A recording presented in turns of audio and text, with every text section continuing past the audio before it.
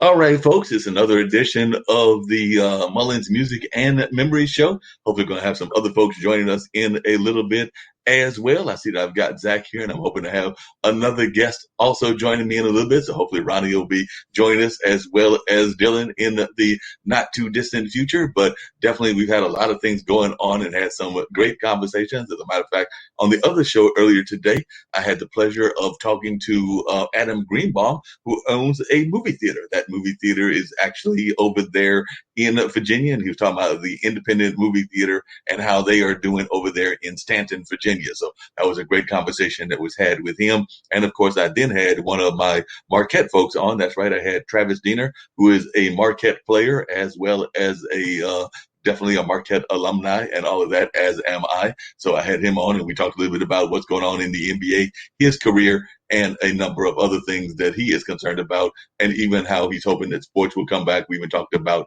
the salary of entertainers and all of that. So I had a great conversation, and he apparently is setting up a youth center there around the Milwaukee area. I did learn that he's a Bears fan, so my brother will be glad to know that. I'm not all that glad about that since I am a Minnesota Vikings fan. So that's just the way that the cookie crumbles, as they say, and all of that. So we're going to find out a number of things that are going on in the world. So I'm going to bring in Grant, and I'm also going to bring in Zack, and then I'll send a text at some point or another to my good friend Ronnie, and hopefully he's going to pop in, because I know he told me he was definitely game for the conversation, and we're definitely going to try to bring him into what's going on as well. But we know sometimes we have to have long conversations going before we get to Ronnie, because he's always busy over there in Hollywood and all of that. I know a lot of folks have been concerned about what's going on. Apparently there's a vaccine that's out now, and folks are excited about that. But there are also folks that are concerned and wanting to make sure that it's rolled out effectively and efficiently. So notice I said effectively and efficiently. So they want to make sure that it is done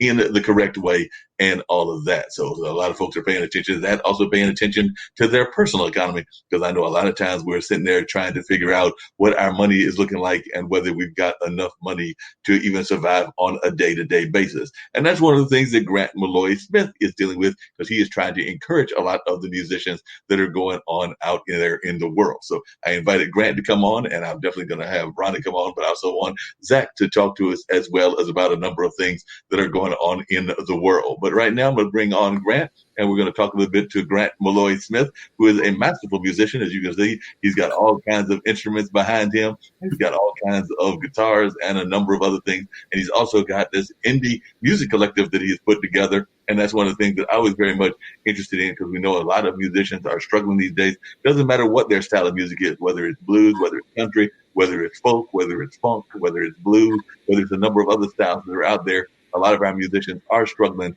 in these hard times that we are in and all of that. So I know that that's one of the reasons that Grant has put together this organization that he has put together. So Grant, tell folks a little bit about yourself. Like I said, you've had the pleasure of being on my audio podcast, so I know a little bit about you, but IBM TV doesn't necessarily know about you. And this is a global network with folks from all over the world and everything. So I would love it if you could share a little bit about yourself and what you've got going on in your world. Sure. Well, thanks for having me on, first of all, Marc. I appreciate that a whole bunch, and nice to see you again and hear your voice again and see all your listeners and watchers out there. I'm an American roots musician. You could probably just tell by my demeanor and my hat. I'm definitely not a death metal kind of musician. I do American roots music, which is kind of like, it's like a mashup of country music and folk music, and it's a little bit of bluegrass in there. It's kind of like a hodgepodge of all those rootsy styles that originated here, or at least in their current form, they originated here. Of course, all that music that we have as folk music came from Europe originally, 300 years ago. But of course, we put our own spin on it, as we Americans always do. We turned it into our own version of folk music and our own country music and all that stuff. That's what I do. And the other thing I do, as you mentioned, is I'm one of the two co-founders of the Indie Collaborative, which is a group that has grown in 5 years. 5 years ago, we had about 50 people show up for a meeting, and I didn't know if anybody would show up. We just wanted to have a get-together of our friendly musicians that we knew. We did it in New York because there's a whole bunch of them there, of course, and LA and big cities like that have more, just because there's more people there. First one we did was in New York back in 2015. Like I said, there was like 50 or 60 people that showed up, which I thought was amazing. But now we've got 2,000 members in our organization, if you can believe Wow. it. And they're from all over the world, so not just all over the United States, which they definitely are, and every state, but all over every continent, except maybe Antarctica. Although there's a penguin that keeps trying to join on the website. I don't know how he's typing, but I keep denying him. But maybe if he could play the fish, we could. Maybe you can play the fish, but you're denying the penguin. That's just wrong. The penguin might have like the best song out there of all times. As a matter of fact, that is just wrong on so many levels, and we're going to definitely. I don't know how you can deny the penguin whatsoever. It's not that he's a penguin; is he's not 18 years old yet, and you have to be an adult to be in the group. He could be a penguin. That's fine. That's not the problem. He just doesn't have the right age, so he's not. He's too young. He doesn't have. So you're saying the penguin is 16. If the penguin becomes 15, then we're all good. So if the penguin just grows up 3 more years, then he's going to be in the organization. He's automatically in. He'll come right in the very day on his birthday. He'll come in. So, but we invite everybody to join us. There's no cost to be part of it.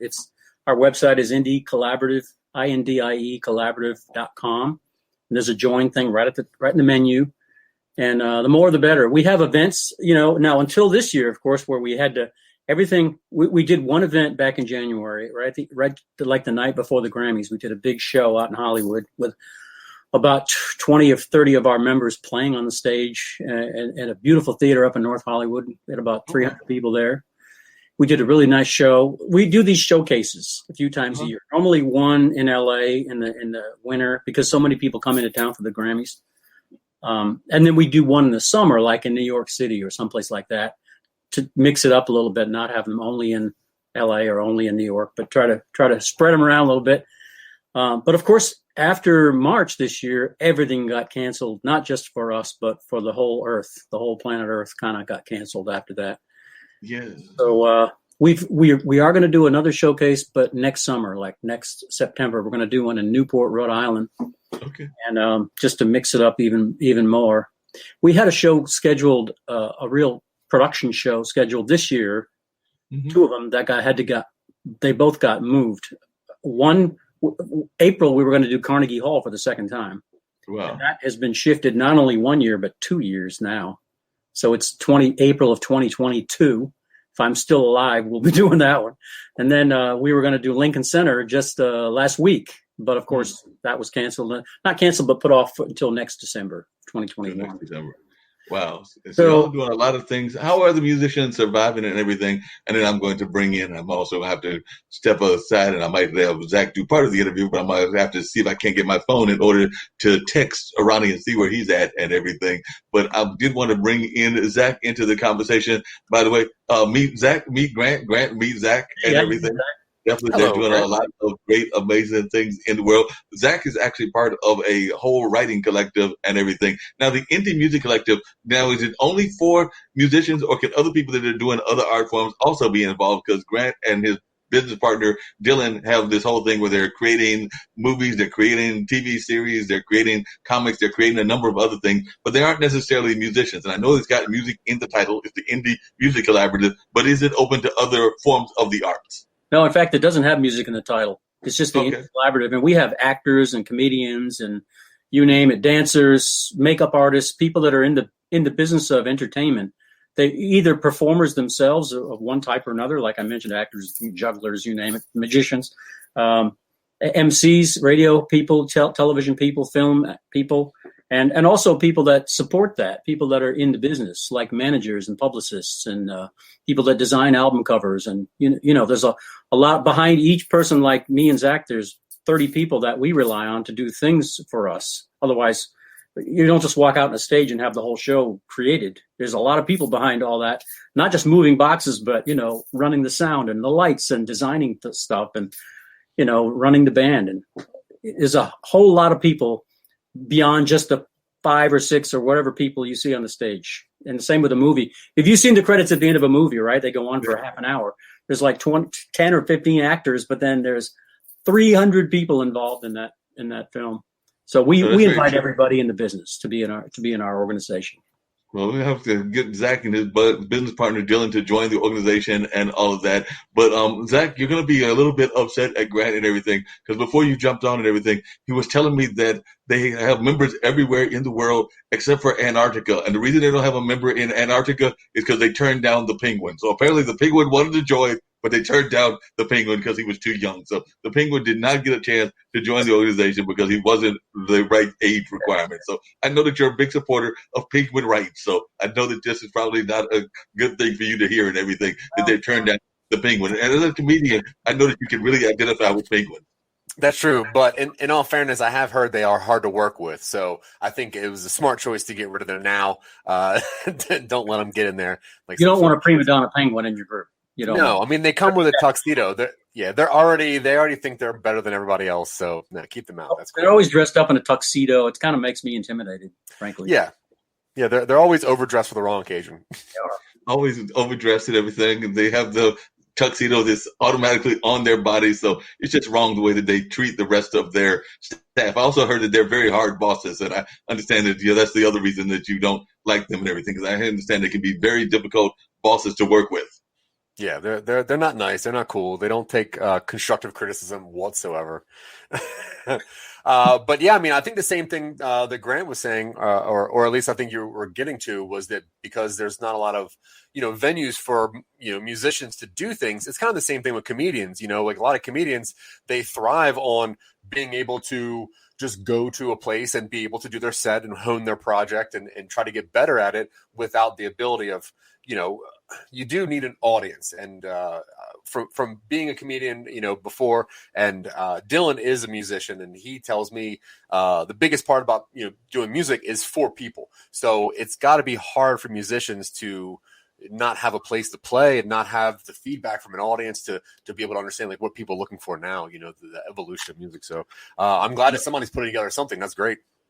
Now, I agree with you, and I'm bringing our other main guest of honor and everything. So we do have Ronnie in the house and everything. Ronnie is a great filmmaker, a longtime friend of mine and everything. So he's been involved in a number of things in the film industry, and Ronnie just walked away from the screen, but he'll be back later on. So he'll come back and we'll have this continued conversation and all of that going on. But while he's getting himself organized and everything along those lines, Grant, tell a little bit more about your musical background and how you got involved in Roots music, because you have been involved in Roots music. We actually met through the wonders of online, but definitely Zack has never met you. So I'd love to hear more about your involvement in the music industry and what got you into Roots music.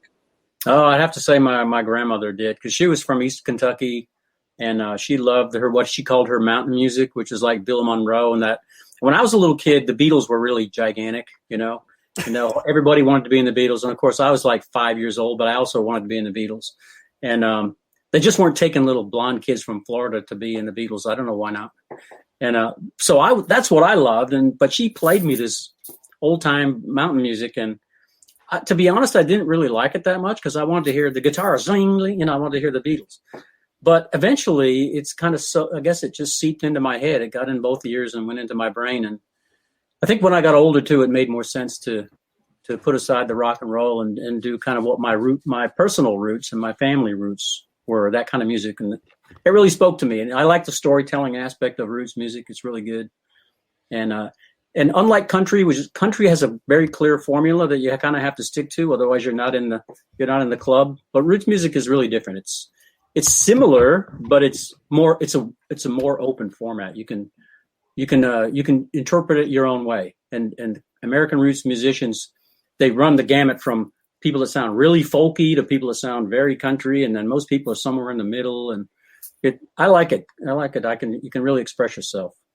Sounds great. Hey, Ronnie, glad that you were able to join us and everything. So glad that you're back here. And definitely Zack has got all kinds of questions for you. His partner in crime, Dylan, unfortunately has some things coming up, but I know that Zack definitely has some things that are going on, and he has a lot of questions about the entertainment industry. We've also got Grant Maloy Smith, who has formed an organization that is definitely trying to get more artists connected to each other of all sorts, everything from actors and directors like yourself on to musicians and a number of other things. And he is a American roots musician, so he's definitely involved in that American roots kind of sound and all of that. So share a little bit of, like I said, some folks were watching last week and know your story, but some are watching for the first time. So share a little bit more about your background and how you are definitely over there in the land of La La Land, working in Hollywood and everything along that line. And I'm going to keep this one theme going because Grant kind of gave me this theme. So we're going to have this theme just of having a little fun on this show and everything, just because I'm feeling that kind of fun vibe going on. But as part of his organization, once again, Ronnie, you're going to be upset. Like I told Zack, he was going to be upset. But Grant has said that he's not allowing any penguins into his organization. He said that the penguins are out. He's going to have folks from around the rest of America, but he doesn't have any representatives from Antarctica. There's one penguin that's trying to get into the group, but he won't let them join. So I don't know if you ever tried to direct the penguin. We do it's just an age thing. If they're 18 years old, they can come in. So it's just an age problem. It's like a reverse Menudo. Right. That's good, man. That's really good. So, Ronnie, have you ever tried to direct a penguin? I have not, actually, and don't plan to. Smart. They're not cool. Smart They're not man cool. and everything. But share a little bit about your background and everything. And if you want to mention whether you ever worked with any animal actors, you can do that as well. But just for those that are watching from around the globe, share a little bit about your own background. And then, like I said, we'll get into this whole conversation about what's going on in the entertainment world. On the other show, I had the pleasure of talking to a gentleman that owns his own movie house in Virginia, Stanton, Virginia, to be exact. And we had a great conversation about the struggles that he's going through. And then at the end of the show, Travis Diener, who is a former NBA player as well as a player overseas and now is involved in some coaching, also joined on the show as well. But definitely would love to hear more about what you've got going on and a little bit more about your career. Of course, I've known you for years, but the rest of the globe hasn't. Yeah, I know. Mark, we've known each other, oh my God, what, like 90? Yep. So it's our 30th anniversary, Mark. Oh. Wow. So I'm out here. I moved out here as a stand-up, and I guess trying to break into just expanding my career into other aspects, acting, maybe writing, whatever. And I got out here and I landed a writing gig, and it sort of, blossomed into some other things. I ended up getting a movie made, and then, one after that and after that. So things sort of started progressing in that area. And so at this point, I guess, I've worn, a number of hats at this point. Director, producer, writer, actor, whatever. I think what I would consider myself more than anything is a producer.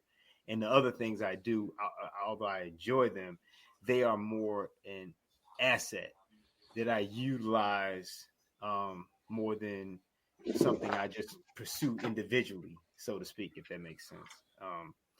But definitely the producing aspect is what I focus on for the most part. Yep, definitely. You've done a great job on that and everything. What are some of the things that you found, and I love to throw this out to all of the audience and everything, that has been the most difficult things to deal with, both historically as well as now that we're in the middle of this crazy pandemic that we're in and all of that? So, Ronnie, I'll turn it over to you first. What are some of the most difficult things that you've had to deal with in this era that we're in? And then also historically, because like I said, you've been out there now for almost more than 20 years out there in LA. So you've seen the ways that LA has developed in some good ways and some not so good ways. I know one of the things that I talked about with that filmmaker was we were talking about, and I think we might have alluded to it as well, Zack, as to how some of these bigger organizations are actually kind of changing their antitrust laws. So that means that now we might have like the Amazons and the Netflix starting to buy up movie theaters and things of that nature. And I know that that's a concern of some of the independents, that they're afraid that some of the folks might start owning both the studio as well as the house, kind of the Live Nation model of music and everything. But I was just wondering your takes on what's going on in the industry and some of the things that you've learned. Me? Yeah, right. Oh, yes. Yes, I had to get my headset off. Wow, you sound different. Okay, no, the one thing for me always, as a producer, the main issue always is capital. I mean, like, that's just the nature of the beast, man. I mean, you always, there can always be issues with personalities and things like that. I mean, that's just, that's life. I don't care what industry you're in, you have to deal with people. But in this particular one, it's the money, man. It's capital. I mean, like that's how things happen. And then if you're trying to, and what I mean by capital, it's not just having it. I'm saying it's having enough of it. That's always a problem, because as when you're shooting say a film, there's so many components that play out, and so as you're going through each stage of the process and you're spending your cash, by the time you get to post-production, now you have a whole nother set of options. Obligations, and each of them, they come in steps. They keep going and they keep going. And so finally you get down towards the end. And then now you have all sorts of little small things that, your sound mixing and all kinds of other deliverables that end up costing money, right? And sometimes as the independent filmmaker, you're so busy, especially when you're strapped for cash, trying to get everything done, that by the time you get, and you don't have the resources to hire, you don't have it. If you're doing a studio pick, you got an accountant for the production company, you have an accountant for the studio, and you have a line producer, right? So everyone's constantly checking numbers. Like one of the last movies I did, we got to the end, and because we didn't have all those things in place, $8,000. And when you're doing a little small movie, $8,000 is like, oh well, that's it. I mean, like, who's got $8,000? I mean, we spent all the money. So that's the biggest thing to me, is always a hurdle. But I don't care whether it's COVID or non-COVID, it's the same thing. Studios are battling something different now, because they're having to come up to code for all sorts of COVID related things. They're trying to, dealing with the how are we going to, the big movies, how are we going to, because theatrical is so important for those, those big tentpole movies. So I guess they're figuring out how they're going to play that out.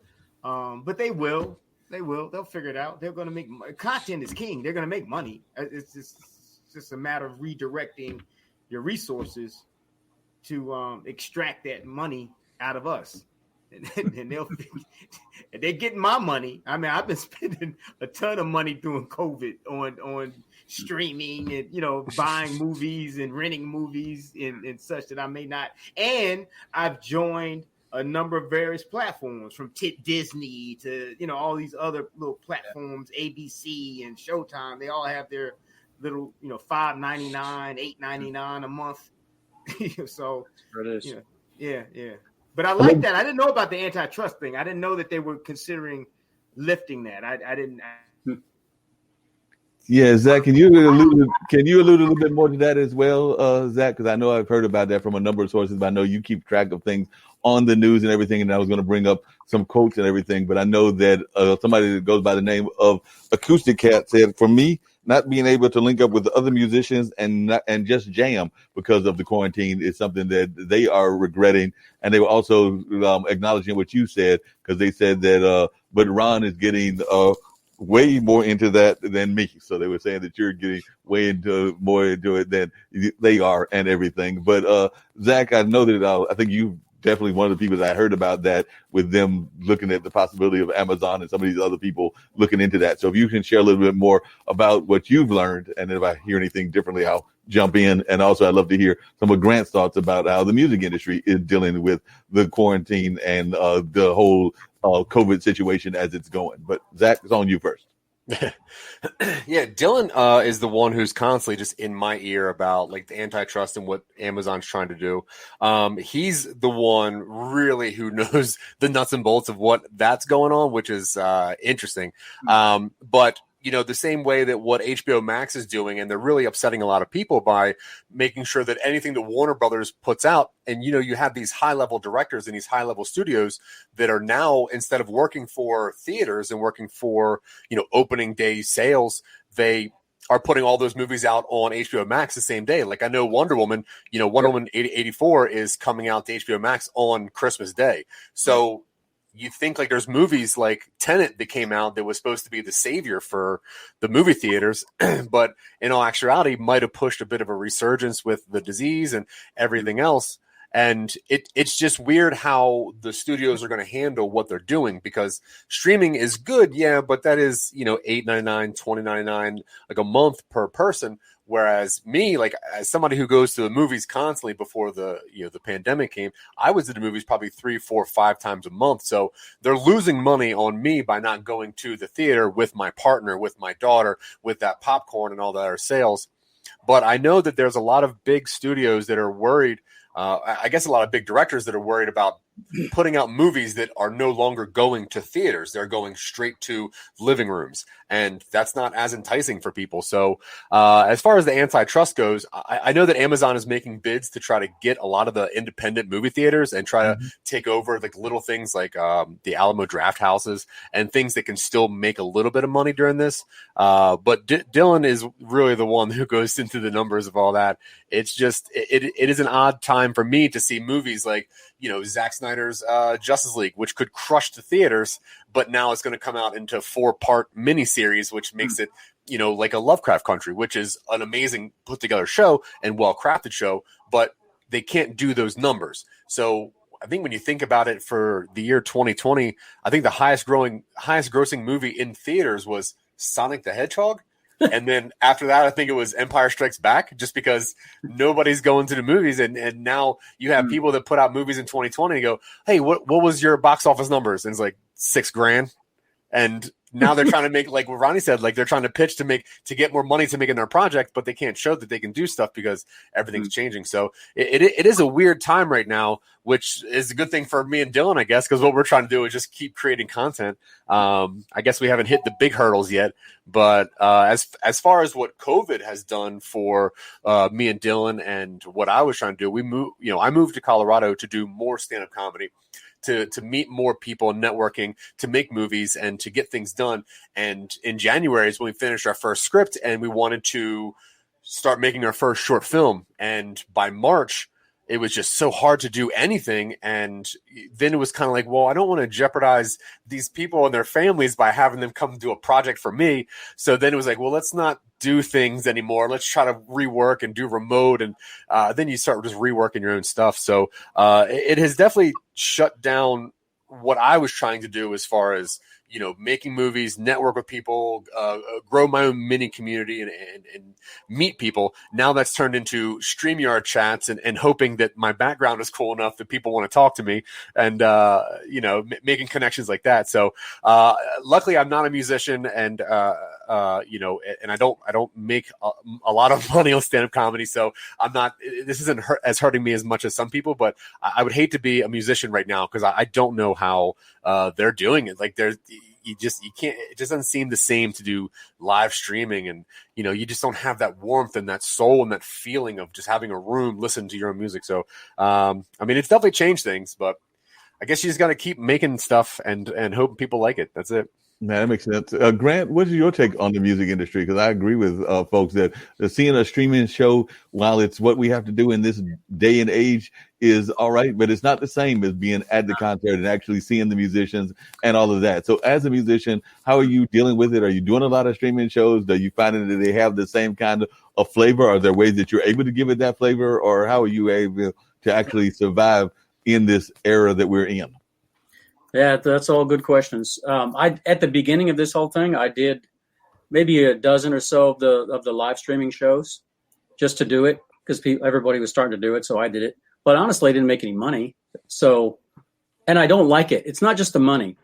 I just don't like doing it because it's like I've been on a bunch of TV shows where where you play live, you play a song live or two, and you go bring at the end of the song, and then it's like crickets, like dead silence, because there's no one in the room. There's 7 cameras, all driven by robots in some other part of the building. I don't even know where the guy is who's driving the little camera robots around. And then maybe there's the morning TV host is there, the weatherman is there, and he'll go, yeah, it was great. It's so abstract. There's no human connection at all. And that's why we write and play songs, is to make a human connection with people. So I don't like those online shows. I just don't like doing them. If there was a local audience, and some feedback or something like that, that would be different. Then it would be just like playing on TV if there was a studio audience. That's fine, because I can just ignore the cameras and just play to the audience like I would normally do. And so on a personal level, that's affected me. I really miss playing live. I really miss it very badly. I think one of your acoustic cats said the same thing, that she really missed that, and I do too. I really miss. I haven't played a show since like March 15th, I think, a long time ago. And then at the macro level, way above my pay grade, affecting the entire music industry, it already was under great duress because of the transition from people buying physical media to people just signing up for Spotify or Apple Music or Amazon Music. And what that has done is destroy most independent musicians like me, because we used to sell a lot of, two things. We used to sell a lot of CDs or vinyl records, other merchandise at our shows. And a lot of times people that normally wouldn't buy a CD would buy it from you after a show because they want to take a piece of the show away with them, a memento or a souvenir or a connection, especially if you sign it and now they remember it. They keep the CD. Even if they don't play it, maybe they don't even have a CD player anymore, right? They take them out of all the cars. No one has one anymore, but they have a souvenir. But that is gone. That was already on the way down before COVID. And then COVID, of course, killed it because there's no live shows for the last 9 months or 8 months. So that's done. So a lot of people like me are really seriously struggling economically, of course. And it's not just the musicians, it's the venues. The venues have been destroyed by this, just like every coffee shop in the country and the little places where people would gather. But venues, big and small, have all been really under incredible pressure. And recording studios too. I was planning to make a record. I actually did make it, but I had to make it a different way this year. I just finished it about a week ago. I had to do it remotely with players they were all in Nashville, but we had to do it remotely. So we used Zoom, sort of like this in a way, to see and talk to each other in between takes. And, because you can't just say, here's a track, add something to it. That doesn't really work. You have to be in the same room, in effect, even if you're not really in the same room, and talk about it and say, okay, how about if you lay back a little bit here and then come in strong just before the instrumental? That's how you make a record in reality. You all get together and you figure out what you're going to do, then you practice it a bunch of times and you do it. So we had to do it remotely, and it did work. I would rather do it the other way. And I was going to ask you, how did you get it to work? Because I know that our other Zack that's on the network is involved in the funk music scene. And I know that that's one of the things that he says he does not want to do, because he's here in North Carolina. A lot of his other musicians are in New York and things of that nature. And he's very particular about the sound that he wants for his music and everything. So he's not of the opinion that Zoom kind of session can work all that well. So he's trying to figure out a way to. You can't use Zoom to record anything unless you want it to sound like, really bad. We just use Zoom to communicate with each other. And we used a really sophisticated system of recording it. We did record the rhythm section beforehand, live in the studio. And then people had that they had their own little recording system in their houses or in a small studio. And then they could play that and there would be absolutely no delays or latencies or anything like that. So they could lay down their whatever, dobro or fiddle. But we had to do it one person at a time, because each person was in their own house. Right. And you're not going to mix together, unfortunately. It'd be better to do it the other way, like normal, but this is a trying time, and you have to, necessity is the mother of invention. We just had to do it this way, otherwise there would be no record. Right. And it's a perfect time to make a record. You can't do anything else. You can't travel. You can't do any shows. You might as well make the record. And then next year when things open up, I hope by the late spring or early summer, things start to come back to normal again, then I'll be able to go out and play the record for people. I can't wait. That makes a lot of sense. Now, Ronnie, part of your background is similar to Zack's in the sense that you have definitely done stand-up comedy in the past. I know that you've definitely gotten away from that now and everything, and it's concentrating more on the filmmaking. But when you talk to your friends that are still stand-up comedians, how are they able to survive in this era of everything that's going on? Because I think that would be another thing that would be hard to do when they are so dependent on the audience, both in the sense of using the audience as a foil, as well as also delivering the routines to the audience. But definitely, when you've talked to your comedian friends, how have they been able to deal with what's going on in this era that we're living in? Well, I mean, I think a lot of guys and girls, because stand up has obviously changed dramatically since I was doing stand up, because you have access, with social media now. So a lot of people have really been focusing more, if they already weren't, but focusing on more on their social media, because that's an avenue of income. If you have enough followers and this, that, and the third, you can somehow make a bit of a living. And I know a few people, and that's the difference between stand up out here and stand up like when I was a road comic, obviously before I came out here. And Zack, I'm sure can speak to this. It's a different, road comedy is, man, you're in a bad position right now. I mean, it's no different with what Grant was saying. I mean, it's you got to have a live audience. It's nothing else you can do. And not only with stand up, I always was a little jealous of you musicians, Grant, to a certain extent, because I used to. Marc and I used to go to a lot of jazz bars and stuff, and it would always be like, you could obviously we're listening, but also you're talking and kind of hanging out and listening and back and forth. And with stand up, it's like, man, it's got to be all focused, like, and so clearly with an audience like that, you can't. There's nothing you can really do. I know some, like, I think Dave Chappelle, who obviously. I doubt he needs to do live shows right now. He probably is financially okay. A lot of money. But I know that he was doing some shows on his property, and everyone was like outside and 6 feet apart, blah, blah, blah. So I'm imagining, somewhere around the country, people are probably doing some sort of gatherings like that, perhaps, and maybe that's a way that people are making some kind of income. Grant, have you seen that?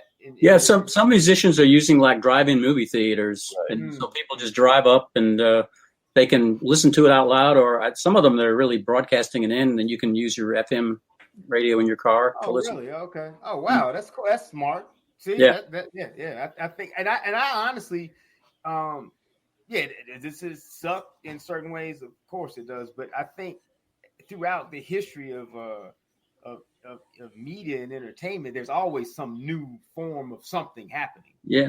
And it causes a great shift. Right. And we always, and the beauty of it is what we all do is forever. Like, you're never going to be a time in life that humans exist that they don't consume entertainment. It's just, they're going to consume music, right. And they're going to consume narrative content and sports. It's caveman days. Yeah. I mean, so only thing that changes is the distribution format. Right. It gets added. Things get added.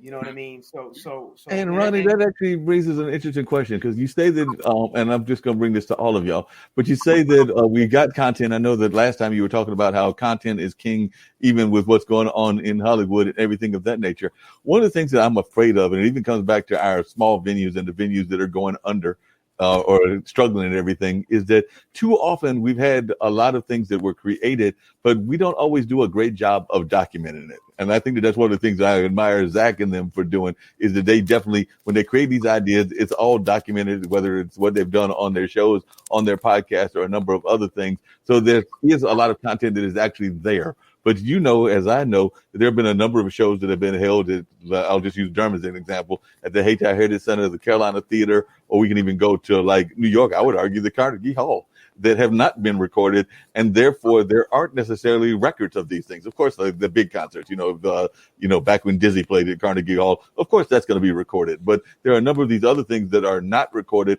and therefore they are lost in transition. Because that's what I feel that we don't do enough job of, is actually keeping our stuff documented. And I'd love to hear Grant's thoughts on that as well, because I think that's one of the things that your organization is trying to do, is trying to make sure that people are documenting what they've got and keeping records of what they've got so that it isn't lost. So Grant is gone from this world, hopefully he's going to be here for another, 50, 60 years. But if something happens and he's not, then the stuff will still be out here, and all of that people can actually enjoy, whether that was an old concert that he did back in 5 or 10 years ago, or something more modern. But I feel that we're not seeing enough of that. And I was wondering all of y'all's take on that. So I'll come to you, Ronnie, and then I'll come to Grant, and then come down to Zack.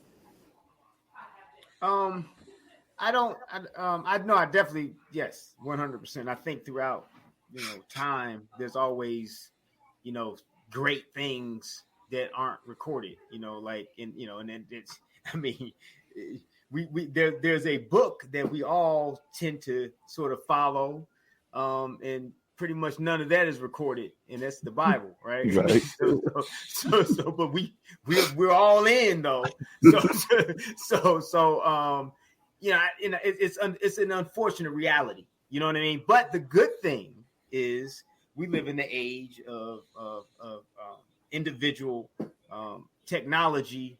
That you can, phones and all kinds of other things. And the beauty of that is you can piece together a really beautiful mosaic of an institution or whatever the case may be through that technology alone. Right. Because if you go to any concert, trust and believe me, there's 1,000 different angles of recording that's going on. You know what I mean? So that's the beauty to me. The way I see it now is I think it's all being recorded now. It may not be being recorded in some professional manner, like maybe you're talking about, but I think it's all being recorded though. I really believe every single thing, the things you don't want recorded are being recorded. Right. Yeah. What's your take on that, Grant?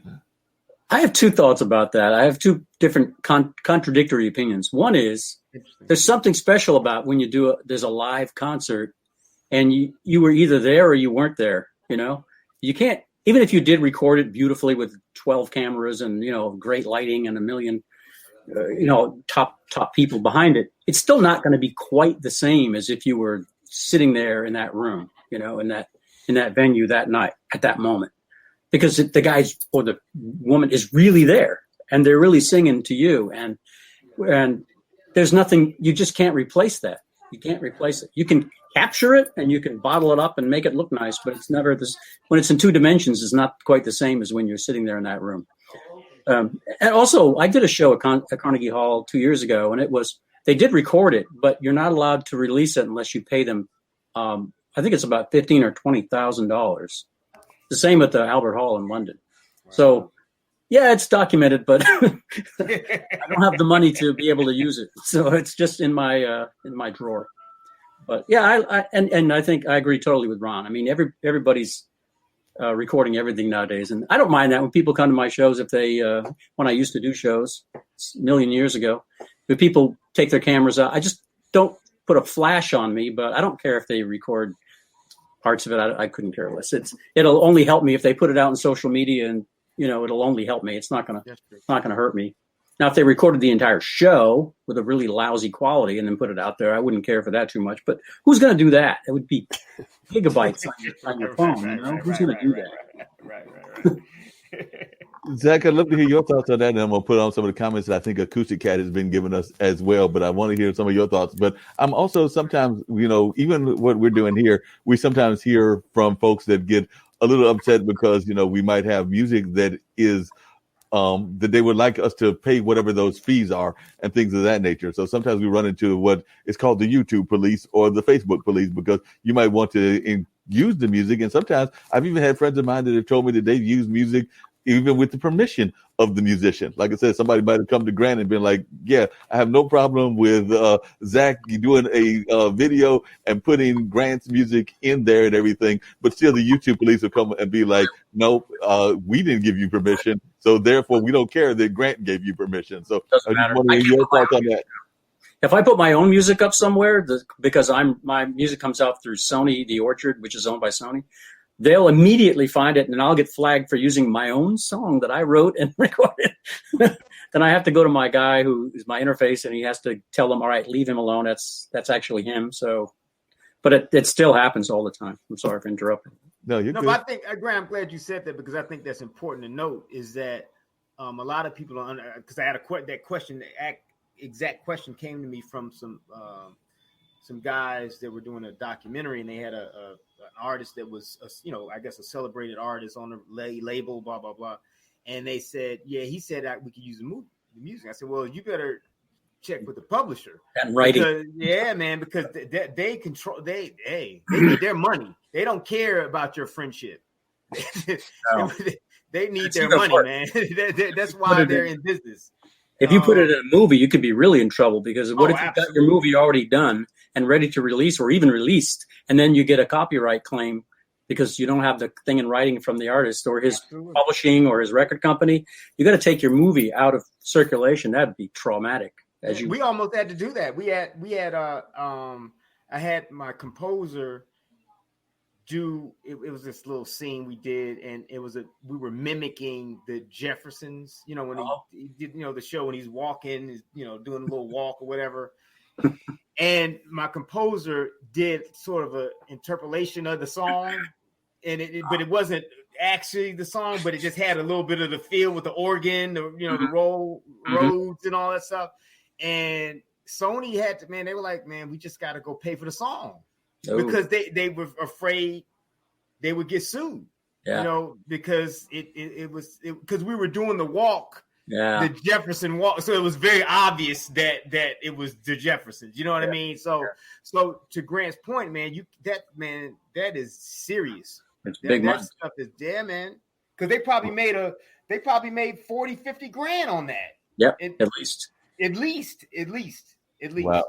Zack, what are some of your thoughts? You're doing independent movies. I know sometimes y'all are trying to use some of your own music, but you sometimes have conversations with the local musicians there in Colorado. So I'd love to hear your thoughts. And then I'm going to bring, like I said earlier, some of Acoustic Cats. And I don't know if anybody else made some comments, but she was saying that COVID shutdown has helped her expand her musical repertoire and make connections with musicians that she never would have thought she would actually get to meet and or talk to. And to one of your earlier points, she said, Grant, that she agrees with you and that she misses that human connection. And then she also was saying that, let's see what else the other comment was here. Yes, Grant, exactly. So definitely agreeing with a lot of things that Grant is saying. And they were saying that they live in a small town, and they were talking about some of the places that they go on. So they rely on places like the VFW and Eagles area to perform. And now those places are all shut down as well. So they were definitely saying that a lot of the places that they were going to are shut down, and that the older folks who go out to dance and feel young again are also restricted and suffering alone. So they were definitely talking about a number of the things and how it is impacting what is going on. So that is some of the things that they were making the point of and everything. But Zack, some of your thoughts.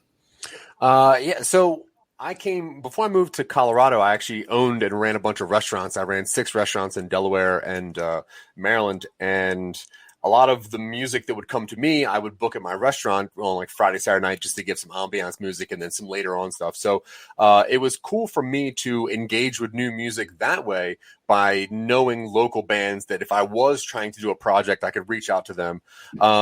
When I moved to Colorado, and because of COVID and everything, I could not find those communities to contact with. So I actually had to, we brought in 2 composers into our group to make fresh, live music or brand new music for us so that we wouldn't have to go through any of that. But to touch on what Grant said earlier, yeah, I mean, some stuff, a lot of stuff is getting recorded now, and that's whatever.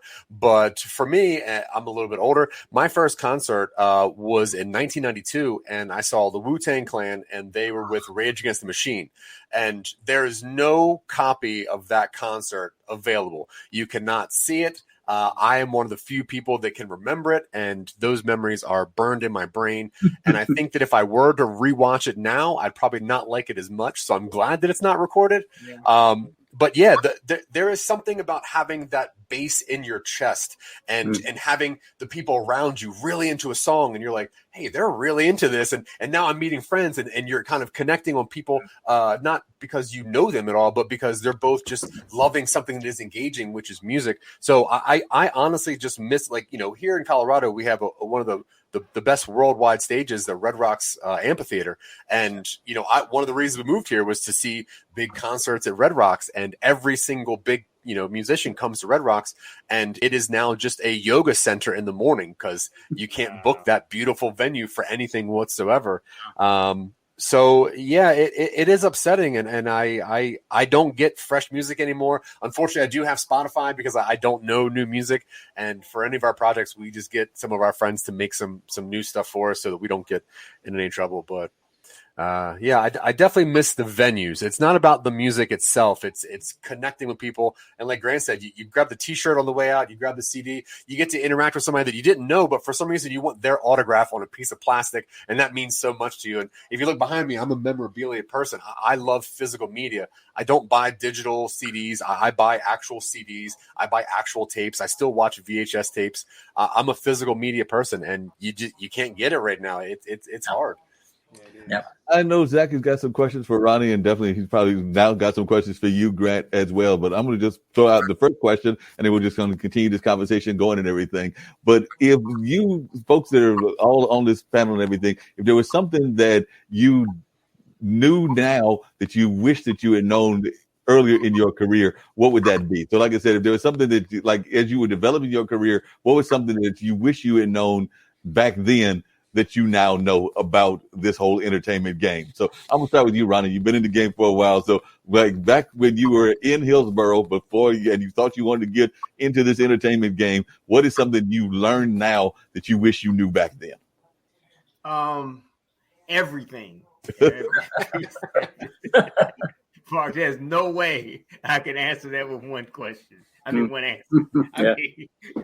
And I guess my point is, you're constantly running up against things that you just, you're man, you're a virgin, bro. You just going into this thing like, and each step along the way. I mean, and I'm not trying to not answer your question, but literally each step along the way, you bump up against things that you go, oh man, the next time you'll know, right?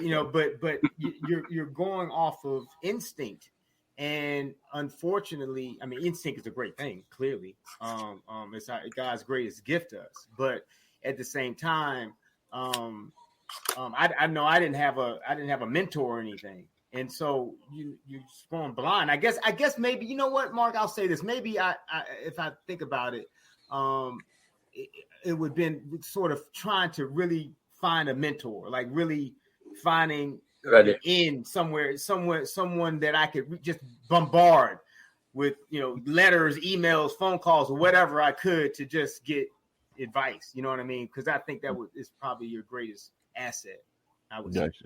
What about you, Grant? Well, like Ronnie said, I don't know if I could boil it down, but if you put a gun to my head, because I think we all you make every mistake, along the way, at least once, and you try not to make them twice, but sometimes you do make them twice, or sometimes you make them thrice. But if I had to say one thing, it would be my approach to songwriting, because as I've grown and matured, when I was a kid writing songs, I wanted to write songs to have an effect, to be cool, to have a certain sound, to be like another song I liked, that I wanted to recreate that feeling of that song in my own way. And I don't do that anymore. Now I write starting with, maybe just because I'm older, I just write with a real deep concept about what the song's going to be about and what the story of the song is going to be about. I mean, Ronnie alluded a while ago that people like stories. That's why there's always going to be movies or some form of entertainment, multiple forms of entertainment. There's always going to be, since people were huddled around caves before they even had a language, they were grunting and scribbling on the wall, and we were, the people would tell stories in whatever way they could, by dancing them out or acting them out, or when we had language, by telling them and making songs out of them. And that's how people, before we had a written history, no way of writing stuff, it got passed down that way from songs and stories.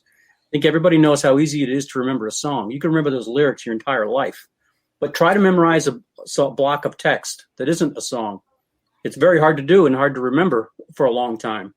But music does. It transfers that way. It carries from across the generations, and I think that's what people really want with their art, no matter what kind of art it is, whether it's dance or film, television, or music, whatever it is. People want to go into a story.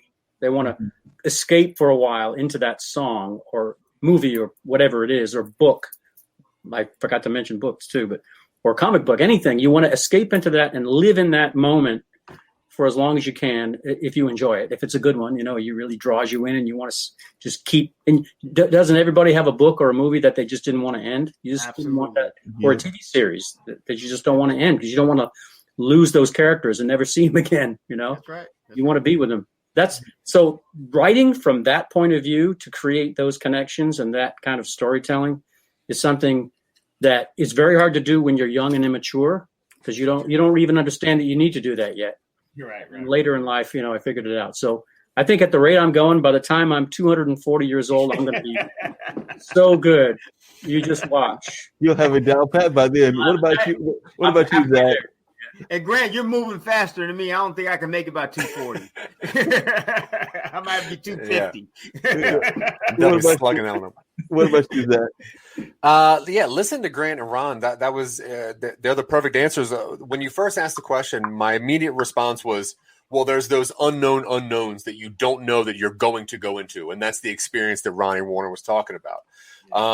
And then you have exactly what Grant said. Now, my first response was, when I would write a story or write a joke, I always thought that I was smarter and more clever than people. And I wanted to do things on my own. And I wanted to do things by myself because I'm like, I can do it on my own and blah, blah, blah. And like Ronnie said, I didn't have a mentor. I didn't have someone to teach me that, hey, you really got to work together and you got to craft your community. And so I would say the biggest takeaway that I did not know going into this was that I needed a community to get things done. I cannot do everything by myself, no matter what my vision is or no matter how meticulous my craft is. It does take a village to get things done.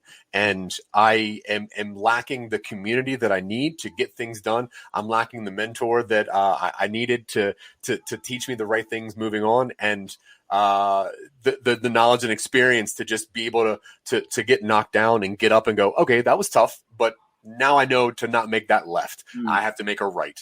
And I'm really just going to piggyback on what Grant and Ron both said, because they're the perfect answers. I mean, that's it. Mentor, community, and unknown unknowns. That makes a lot of sense and everything. And I think I'm going to hire Ronnie and Grant to be your mentors, Zach. So I think that they need to be your mentors. So it's up to them whether they want to be your mentors. But I think that they would definitely be great mentors for you to have and everything.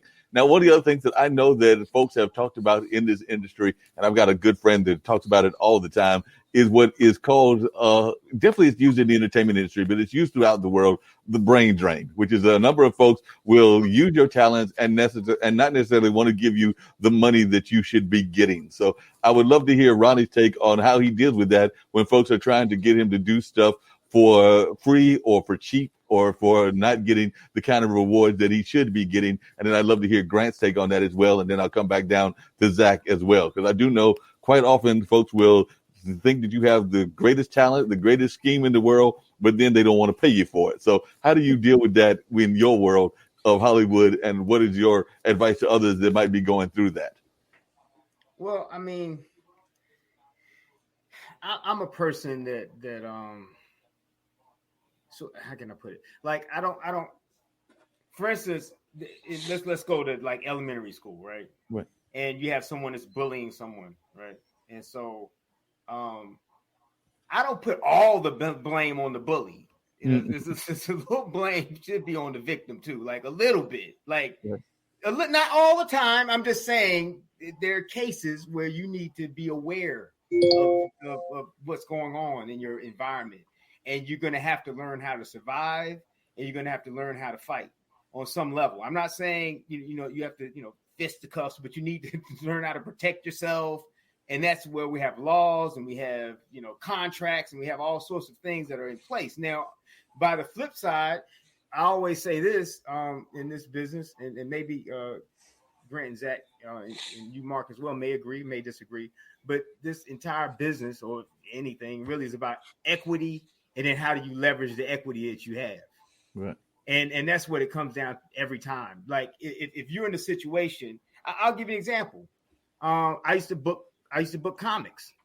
And so if someone came to me and said, hey, Ronnie, we're going to give you $3,000 for the show, and I have 3 really good comics that are going to do the show collectively for $500, then, I just made $2,500. And some people would say, hey, man, that's not right. I don't know. my equity was in that they came to me for the show. So they offered $3,000. I went to you and I said, how much do you want to do a show for? And they said, okay, I'll do it for $200. I said, okay, that's what that is. Now, you could say I'm being a little greedy. I don't know. Maybe I would be. But my point is, I believe that you have to go into every situation understanding your position, your equity level, and then deciding what you want to do with it. When I did my first movie, I got paid nothing, man. I mean, it was bad. They used their equity and their leverage. And matter of fact, this exactly happened. Will Packer came back and told me, they said he went to Sony and said, man, like Ronnie's not, he put all this together. He's not getting anything, any money really. And Sony said to him, at least he's getting his movie made. and they were exactly right. I mean, because I got my movie made and it kind of helped get my career going. So sometimes, you got to just balance out what you believe you're receiving from this relationship, because it's not always about money. Sometimes it's exposure, it's relationships, and sometimes you get screwed. And the good thing about getting screwed is you learn from it. Hopefully you don't get screwed again in the same kind of way, because I guarantee you Grant will tell you this, and Zack will too, that they've done shows and the promoter came up to them after the show and said, no money. Meanwhile, he's got a check in his pocket for $1,000. Yeah. Like, nah, next time be bigger, next time be more. Yeah, don't worry. Yeah, they'll get you in next time. Exactly. So now you have to figure out, okay, what am I going to do with this? Am I not going to work with the guy again? Because eventually, if he keeps doing that, he's not going to get anybody to show up eventually, right?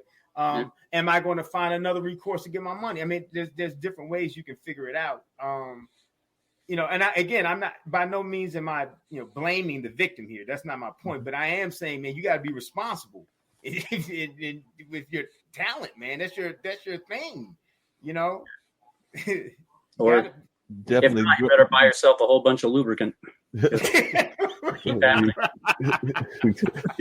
Grant, but what's your take on this? Folks that are definitely feeling that they are having their talents drained and aren't getting the reward. I know that that's oftentimes an issue for musicians. So I'd love to hear your take on it, Grant.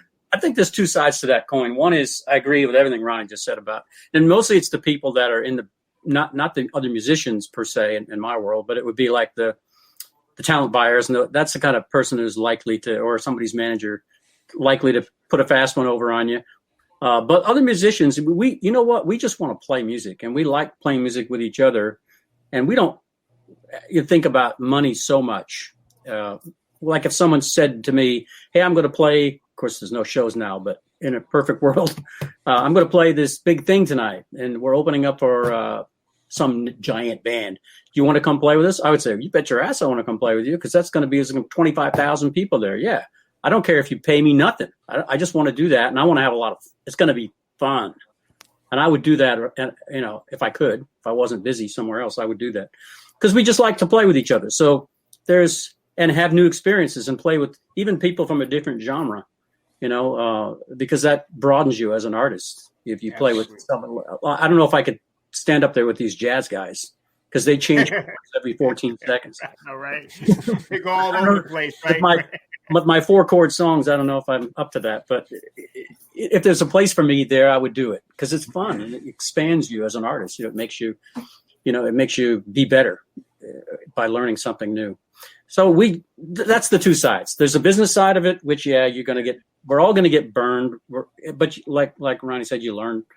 Hopefully you learn from it and don't have to stock up on the Vaseline too much. Not too much. And before you jump in, Zack, I just want to say this too. And I think that's what Zack says is really important, because that's why you have to respect every component of the business. So as an artist, I suggest you have a good manager or an agent, because they're the ones that is going to stop Ronnie from giving you $500 when the promoter is giving them, the club owner, whomever is giving them $3,000, right?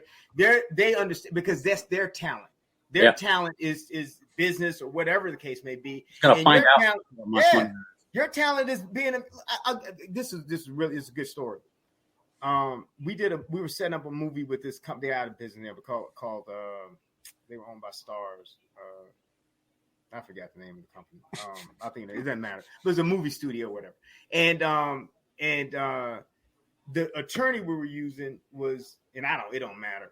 But the attorney we were using was Julia Roberts, at that time, attorney. And, people started talking because they, let you know they know some inside information or whatever. So anyway, he's telling us, he said that all she ever wanted to know was what time to be there and, and when, day and time. So that means that she just said, hey, man, if you guys worked everything out, I'll be there. And my point to saying that is all she wanted to do, and she's obviously very good at it, is be a good actor. And that's all she wanted to worry about. So she had obviously, hopefully, people in a trustworthy to her in a position that would take care of all the other things that would not allow her to get screwed over. Now, of course, we're talking about a big star. But it's even, I don't care if you're brand new out the gate. I mean, one of the things that's part of building relationships, you need folks around you that have different talents that you don't have. Some people are really shrewd negotiators, and that are also musicians. Some people aren't though. And if you aren't, you need to get someone who is, right? Because that's some people, it's hard to do that. It is hard. It's very hard. So I think you have to surround yourself with people that will protect you. Yeah, I think the other thing too is that you reminded me of this when you were talking, is that there's like two zones. When you're a musician, you have to, especially if you're not a big giant one with all kinds of people to do everything for you, a lot of times you're up there, you're plugging stuff in and you're, doing all the technology. And if something goes wrong and like your guitar amp doesn't work or whatever, all kinds of crap goes wrong because stuff breaks, So, and then right up to showtime, you're struggling to make this thing work. And so by the time the show starts, you're like, your brain is all frazzled, right? You're not in artist mode now. You're still in techno frustrated mode. And it has to be the same in the movie business because it's so much technology in both music and film. And, and you got a million people and they're all waiting and every second is another $50 going by. And, what if the camera doesn't work or, all of a sudden it starts raining and you got all this technology stuff that breaks and it takes you out of your real mission, which is to try to get a great scene, recorded. That's right. And you want the actors to be on that moment, and you've got to have the camera guy doing exactly the right thing and the lighting and everything else. There's so much technology that will kick you out of your artist mode and put you into frustrated technician mode. You're right.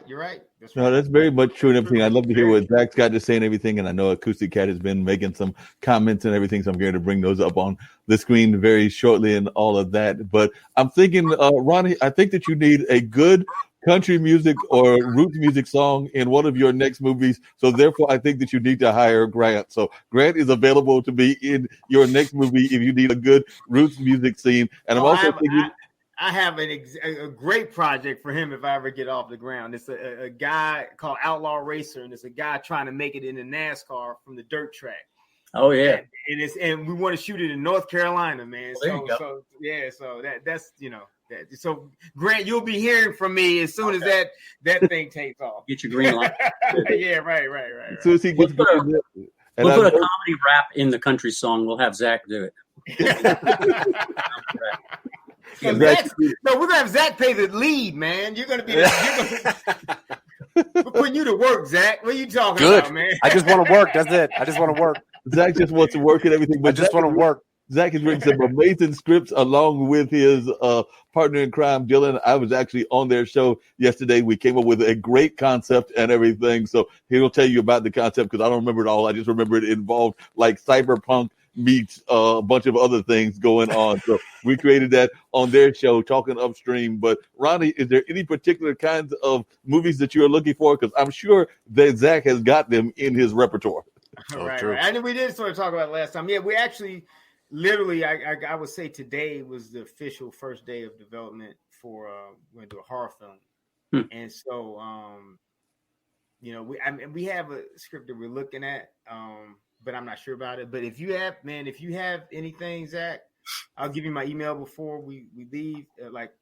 Just send me synopsis. Mm-hmm. But it's just cheap.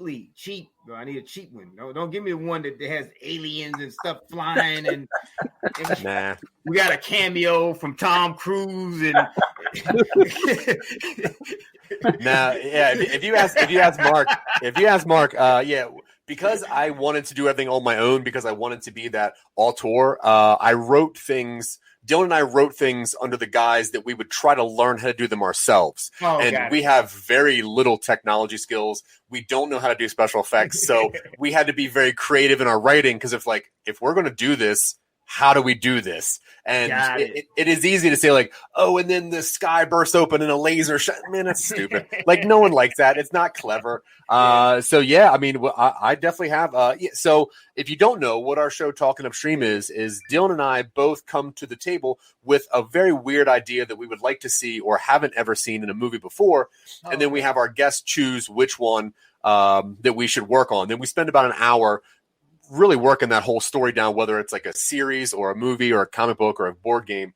So yesterday on the show, which will get released in a couple weeks, but I pitched this idea about a guy who loves Reddit, and he wanted to recreate like the best movie murders and post them on Reddit, and then people had to work with Reddit and the police to try to figure out what it was. Because I like really weird movie murders.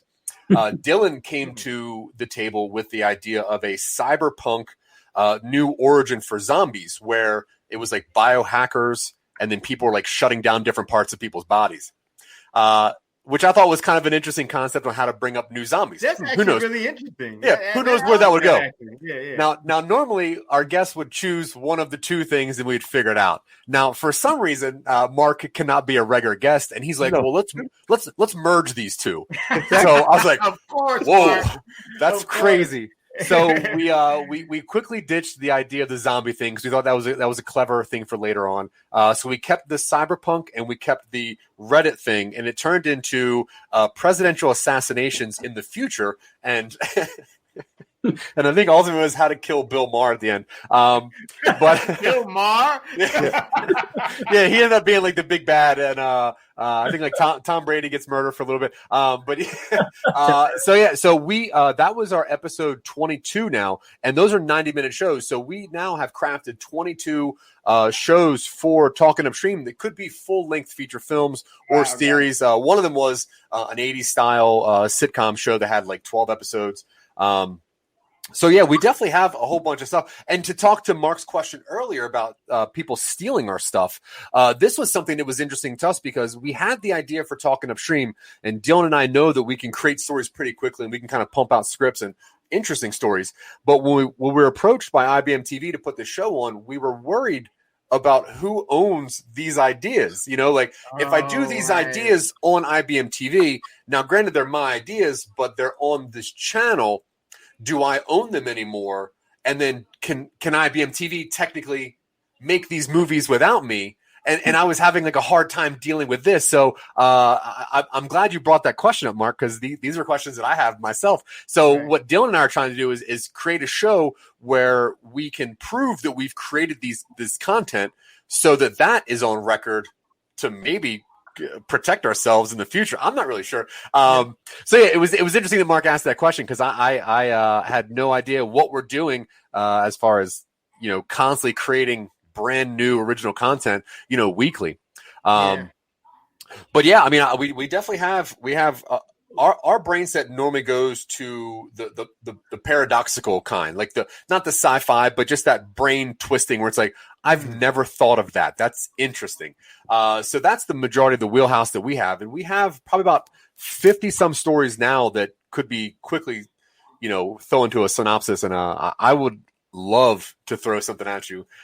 Please do, man. Like, because we're doing one, and assuming things go relatively well, we're going to go right into pre-production for a second one. So, and that's kind of a hot market right now, especially with the price, you know. And so I have a good in with the distributor, and so I've been, you know, connected some dots, and so I think we're going to give it a shot. So definitely, man, send it and we'll discuss. And then there's stuff further down too, so we'll just be in continuous contact, and maybe we'll figure some other stuff out as well. So yeah. If I could quickly pitch to you, and I don't want to take up Grant's time, I'm sorry, but if I can quickly pitch to you the movie that we wrote a script. It was a very short, like 10-scene script, and we wanted to film something on our own just to get a black and white thing out there. And the premise was that we created a universe where people were forced body swapping. So you would wake up in somebody else's body, and you would get a text message from that person saying like, "Hey, you have 1 hour to kill this person." And because you're not with your body, you don't look like yourself, it's not your fingerprints, you don't really have a reason to not do it, but they also have your body hostage. So we wrote this script, which was very cool and very dark and very gritty, and we kind of wrote it as a trilogy, thinking that if we did a first one as a tiny little piece about a guy waking up, not knowing what's going on, and then getting pushed into this universe, and then we kind of created this universe itself, then we could launch that off into a bigger project second. That was the first thing that we were trying to put together when, COVID hit. So that was like our main project that we were kind of getting down. So that one is called Give Me Back. And I would love to send you that. That would be great. Very, very short script. But just to kind of give you an idea of our writing style. And how long is the script? 10 pages, I think. It's very short. Okay, got it. Yeah, okay. very, very great quick. Idea, though, bro. That's a great idea. Yeah, we wanted to kind of just show people like, hey, this thing exists, but you've never thought about it from this angle before. Right. So, I'll throw me your email address. I would love to send you a bunch of almost too much stuff. There's no such thing as too much stuff and all of that kind of things. Because there's definitely things that the folks need to learn on a regular basis and all of that. I did promise Acoustic Cat that I was going to put on some of their quotes and everything. And then, of course, you can't do a show without somebody interrupting you. But the good thing is that it was somebody paying me for a gig that I did. So I'll be glad to answer the door if they're going to be paying me money and everything along that line. Cannot go wrong with that in the least bit. But Zack, I remember you said that you had a number of questions that you wanted for Ronnie and everything from the last time that we were on, and Ronnie's been on here for a while today. So this is your chance to ask those questions. And I'm sure Grant, as a longtime veteran, may also have some answers for the questions that you're going to ask Ronnie, because I know that you told me that you had a number of questions because you were trying to get into this movie business, and you said that you had, like, I think as you were telling me about your questions, I was visualizing like the old Egyptian scroll, because it sounded like you had that many questions for Ronnie. So I wanted to hear some of these questions right now. I don't know if we're going to get to the whole scroll, Ronnie, because he's got a whole scroll going, so we might have to bring you back a couple of times. So definitely, these are just the first part of the Zack questions to Ronnie. So Zack, I'm turning it over to you, and I will put on some of these quotes that Acoustic Cat was putting on, and they were saying that when you perform for 3 minutes, if you take that 3 minute experience times how many people are in the room, that could be 300 minutes collectively. So that's a different way of looking at it anyways.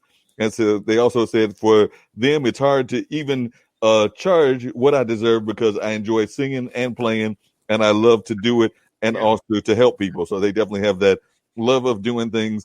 And oftentimes that's what gets us into trouble as artists, because we have a love of doing it. And sometimes we don't realize that we are worth what we are doing. And that's across the board as artists, as event planners, as a number of other folks as well. It also says also playing music is an out for myself to sort through my emotions. So it almost seems unfair to ask to be paid for it. And that's what they said. But I have no problem with folks getting what they deserve. But you have to see the other side, like Grant said, and they definitely acknowledge that they need to work on that whole concept. And by the way, Grant, they said that you were a kindred spirit of theirs. And the last thing that they said was that, yes, there you go. New collaborations happening again. So we've already created some new collaborations right here on the air and all of that. But Zack, pull out your scroll. It's time for you to ask your questions. But to touch back on what Grant said, the experience is something that is probably invaluable. You can always get paid a certain amount of money for an event, but if you get screwed, like you said, and that person doesn't pay you for it, that's an experience that moving forward that is more valuable than doing stand-up. And Ronnie can probably attest to this. If you have a night where things just rock and every joke sells and people clap and everything's cool, you get off the stage, you're like, hey man, I did it. That's cool. Right on. I'll come back. But if you have a night where things are bombing and things just don't go right, you leave there better because you're like, okay, I got to work this thing. I know what people are looking for, and you have more out of that. So I definitely agree with Grant 100% about it's the experience as well as the financial side of it. Because, like, for instance, Ronnie's work on a movie, and if he were to say, hey, I'm looking for an intern, and that would be like a free job for somebody, but that person who does not know how to make movies, that is like a masterclass right there. Now, granted, that person is not making cash money, but what they're making to them is bricks of gold as far as knowledge and stuff like that. So question one is, Ronnie, do you need an intern? No. So I mean, obviously, as long as you don't say anything about, don't bring any Me Too stuff up. Don't say I Me Too'd you. Well, just don't touch me. It's easy. Just don't touch me. I'm kidding about that. Right now during the COVID, I wasn't making light of Me Too. I want to be. No, I understand. I wasn't being. I was just being Totally funny understand. because Totally we're two guys and I was being funny. Sorry about that. Yeah, no, you're good. But during COVID, because I can't get the experience that I'm looking to get, do you have any advice for someone that is trying to take a step towards creating something? For Grant, it would be creating a record. Now he's probably experienced because he already has one and he knows how to do it. I don't really know how to make a movie. So without the community and people that I can bounce off of or work in the same room together, do you have any advice for somebody that's trying to learn how to do something in this situation? Well, for me, because experience is the best teacher at the end of the day. I'm sure Grant will probably tell you the same thing. And I'm going to give you, if I can, for me, I had no idea what I was doing. I had no idea what I was doing, and a studio just gave me like $2 million, right? And I didn't know what I was doing, right? So now, but there are a lot of people out there that do, right? So that's the whole point of it is, we hire people. I'm sure with Grant, it's just like you have your producer, you have your engineer, you have your sound mixer, right? So you have all these people that are involved, but sometimes, I'm sure Grant may have done all of them, right? But obviously there are people who are good at individual jobs. So number one, do not become overwhelmed in the fact that there's all these different things that need to be done. You don't need to know how to do all of them or any of them.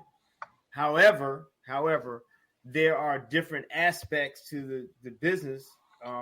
For me, I've tried to touch on every single thing. I learned a little bit about cameras. I learned a little bit about, locations and a little bit about lighting. All these different little things. I know enough to recognize if someone else knows what they're doing. Now, having said that, the best to me, in my opinion, is to look at the priorities of making a film, right? So we know there are two things that you have to have. Well, three things you have to have. Well, I'm sorry. 4 things you have to have. Sorry, 4 things. You have to have a script, right? And I know some people that shot movies that really didn't even have a script. They just had ideas and they just kept shooting scenes. And trust me, they shouldn't have done that. So it was the worst stuff I've ever seen. So anyway, so a script, actors, camera, and sound, right? And sometimes the camera and sound can be one thing, right? But again, you need those 4 things. And so my thought process is always trying to leverage your relationship, because one of the things that you have is a script. And most people who are camera people or, that want to direct or I don't know if you guys are trying to direct or not, but, that they want to participate in that manner, they may not have a script because they may not be good writers. That's not something they do, right? The same thing with, you're in Colorado, bro. I mean, like, and I'm going to go back to equity. LA, a script has no equity, right? Alone, right? But maybe somewhere that's not LA and there's a bunch of movies being shot all the time, a script may have more equity because you have a culture of people who want to shoot movies. They want to act in movies. They have a camera. They want to shoot movies. They're a director. They want to direct movies. They're a young producer who would love to get their music in a movie, and so forth and so on. right? So my thing is always about aligning yourself with people who have some level of expertise. If there's a college locally that teaches, film production, man, get with those guys, because if you get with some young folks, now you're an elder statesman. On top of that, just you're a producer making a movie. It doesn't matter that you don't know how to operate a camera. Who cares? They do though, and you're the boss, and you tell them go point the camera over there or whatever, right? And so that's how I look at it, is finding where you have some sort of leverage, and then using that, or some kind of equity, and then using that to leverage your relationship in a community, if that makes sense, right? So it's typically always folks that are trying to break in on some level. And now that is the hard part, because that means that sometimes their level of, expertise may be suffering a little bit, but that's where you come in, because you have to be able to recognize talent. Because just because you haven't shot a movie before doesn't mean you have talent. That doesn't mean you don't have talent. So my thought process is really, diving into the community. And also, man, look, like there are these these online right now, these online classes, like with Creative Live and Udemy or whatever, Udemy. I don't know how you pronounce it. Udemy. That's another. Check them out. Have you ever heard of them? It's Udemy. And then there's another one called what I just said, the other one, Creative Live. And man, they have all these really cool classes for like $29, right? About all these different aspects of the game. So what you could do is you could figure out, okay, what can I control, right? What do I need? What talent do I need to get this thing going? Is it knowing how to break down a script and creating a schedule? Is it knowing how to break down a script to create a budget, right? Perhaps that's the key. And I'm just using it as an example. Perhaps it's directing. I don't. Are any of you guys trying to direct, or you just want to write and get your scripts done? What do you want to do in terms of your job outside of writing? Well, we are content creators. So first off, we want to be writers. Right. I have a desire to direct, although no knowledge whatsoever behind that. So I just know that I can see a movie before I write it down. I can see things before I can explain it to people how I see it. So it would make sense that if I had the knowledge to direct, it would be the best way to get my art into your eyeballs that I would like it to be seen. But I don't have that experience, so I would like to probably, curtail on somebody who's making a movie just to understand, like, okay, this is why, okay, they're doing this, that makes sense. Okay, they chose that. So it's that kind of thing. So yeah, I mean, I would like to direct, but me and Dylan are mostly trying to become writers. Okay. Well, then that's it makes it even better to a certain extent, because sometimes people who want to, and Grant probably can attest to this, I'm sure you come across someone that's a really good songwriter, but they're not that great of a singer. Oh, there's lots of those. But they refuse to give up the singing part, and they probably could be super successful as a writer, right? And there's people that are the other way around too. People that are great singers cannot write a song. They can't write a good song, but they insist on writing songs. Either way. Even though we know that the songs aren't that great, because I can think of somebody that I think is a great songwriter, but actually I can think of a couple of folks that are great songwriters, but they can't sing worth a lick. Like I said, I am also a fan of roots music and all of that. And yes, I'm going to call him out.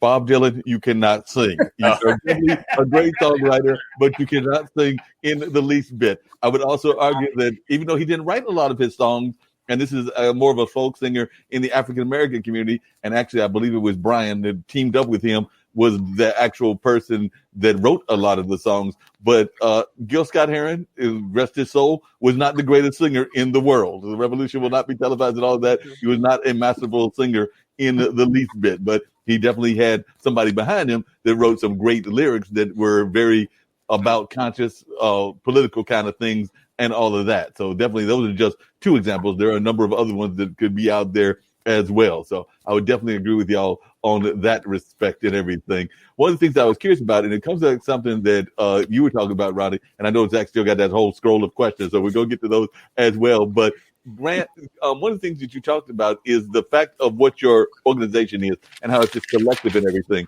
I sometimes wonder about these organizations because I love these organizations, but there are a number of organizations like you got one. There's these Facebook groups that are out there that are trying to put together pools of artists and things of that nature. Do you ever fear or have a fear that there are too many of these organizations out there? And what are you trying to do to make your organization stand out versus those other ones that are out there? Because there are some platforms that are trying to organize artists, that might be trying to organize entertainers, and there are a number of these platforms. Like I said, I think your platform is the best one, not just because you're my friend and everything, but I do think that it's a great one at all of that. But how are you trying to differentiate?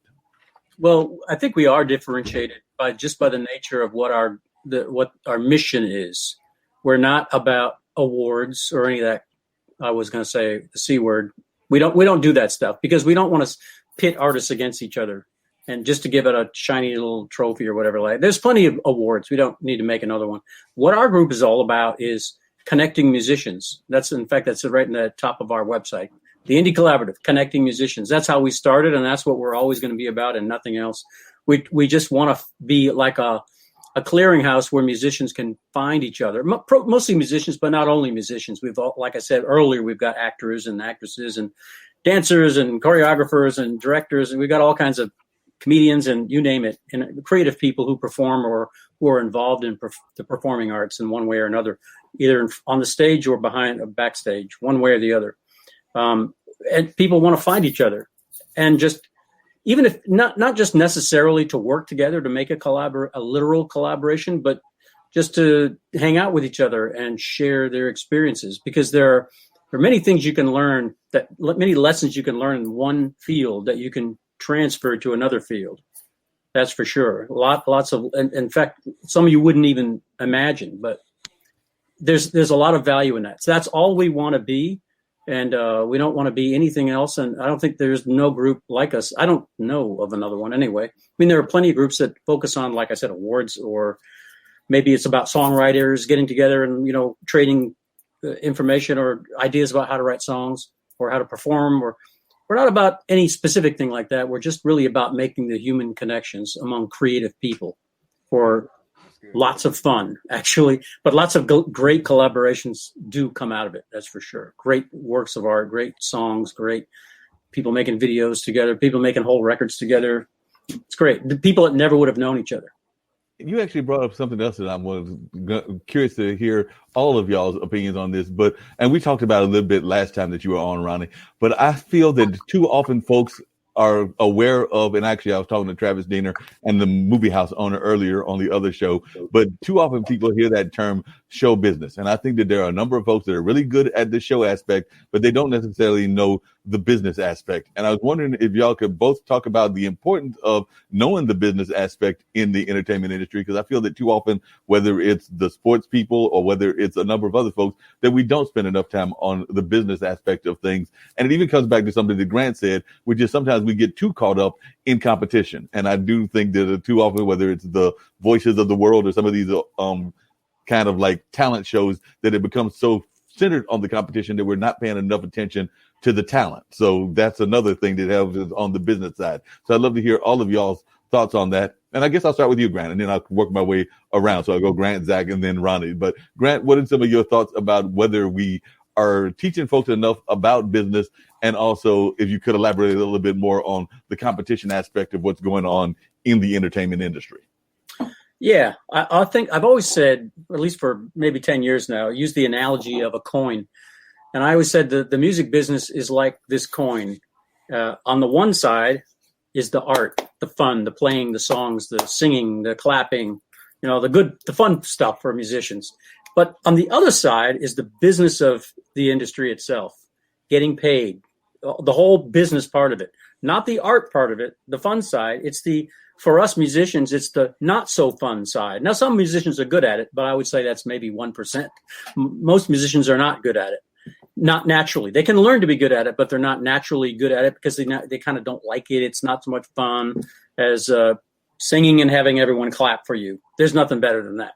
So, but the thing is, you can't just say, I only want to do the music and not know any of this side of it, unless you just want to be a hobbyist. Like if you want to go out to your local place and sing a few songs at an open mic and you don't want to be in the music business, fine. You don't have to know a thing about it. Just have fun. Play like people used to before it became an industry. Just play your music. Go to church and play, or wherever you want to play. Enjoy yourself.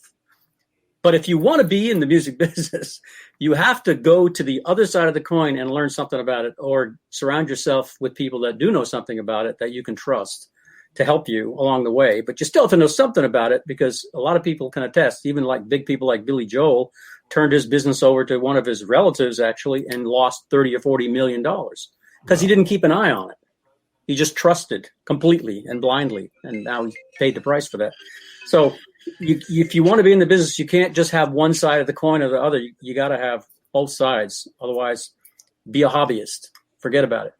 And there's nothing wrong with that, by the way. Absolutely nothing wrong with it. If you just want to play music because you love to play music, you're going to be better off than I am, honestly, because you're not going to have any heartbreak at all.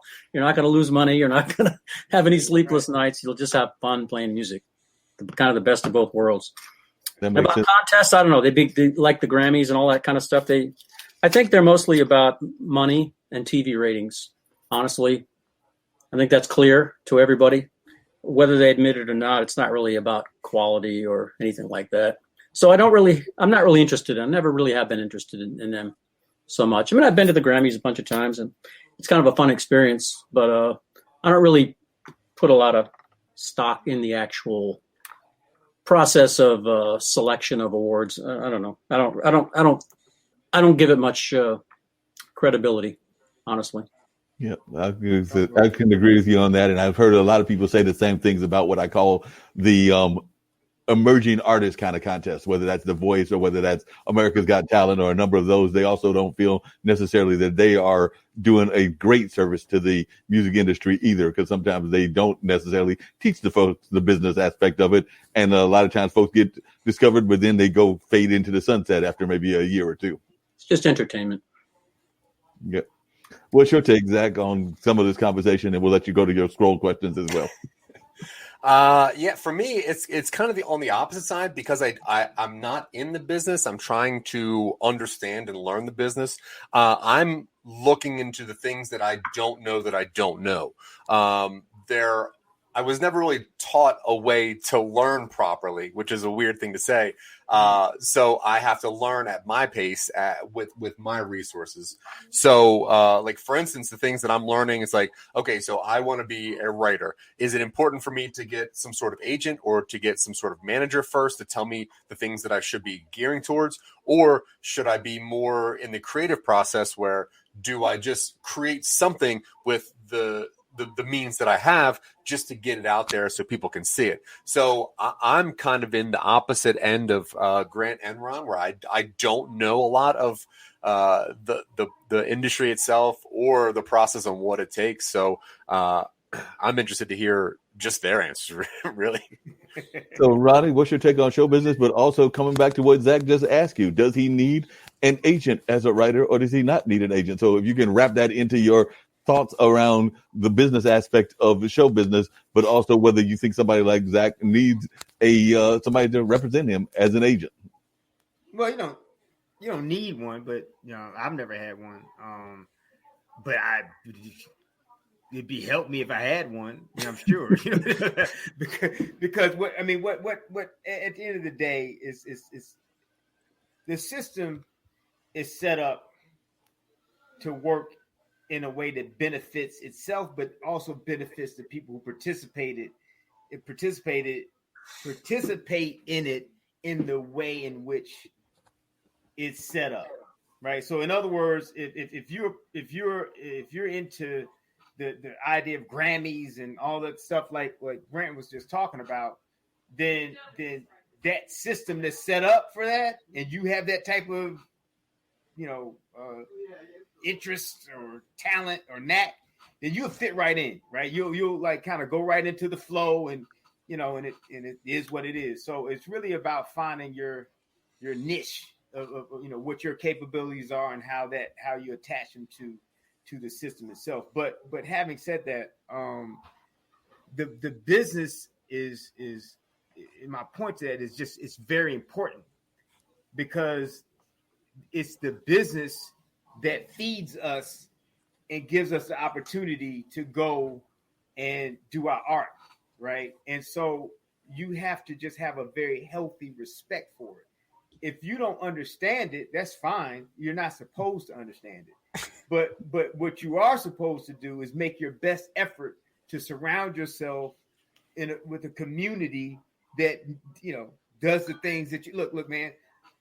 There's 1,000 things that we do every day that we don't know how to, I don't know how to build a car.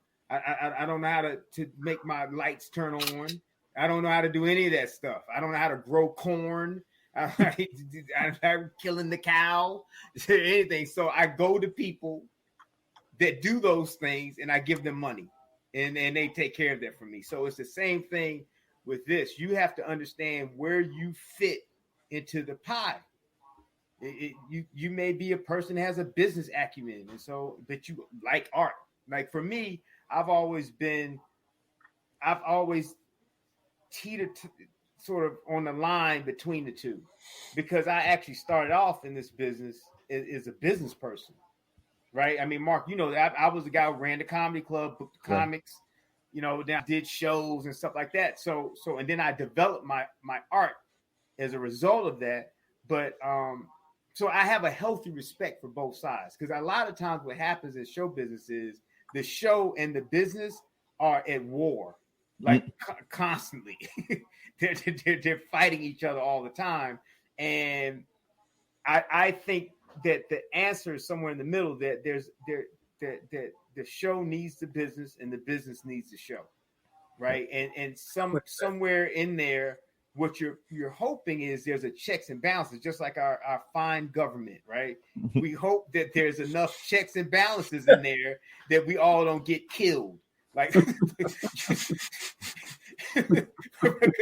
no, really. I mean, that's what we're hoping, man. There's stoplights out. I mean, there's all kinds of stuff out there that we're hoping works, so that we all stay alive. So, I pray that when I go get my chicken from the grocery store, that the FDA did its job and make sure that there was no salmonella in the thing. So anyway, I go on. My point though is that I think there's a very it's a healthy relationship, but it's just tinged with a little animosity, right, between the two. And I respect both sides of it. I'm like Grant, there's two sides, and I happen to respect both sides of it. I mean, I think there are people that on both sides that make tragic mistakes and to do things that make us all cringe and feel bad, but it somehow it survives, right? I mean, somehow it survives, and we get to see, Grant's on a major label, you know what I mean? Like, we get to hear his music because of that, and so, but at the same time, Grant better protect himself or get a bunch of Vaseline. Because that other side, bro, I mean, I'm telling you right now, if they could get all the Grant stuff for free, and they kind of do. Go to Spotify. Exactly. I mean, those are the conspiracies behind Michael Jackson's death. Is that someone so killed him because he had the rights to this, that, and the third. I don't know. I'm not going to sit here and support one way or the other, but it is heavy. I mean, it's a lot on the line, man. There's a lot on the line. And what people are willing to do.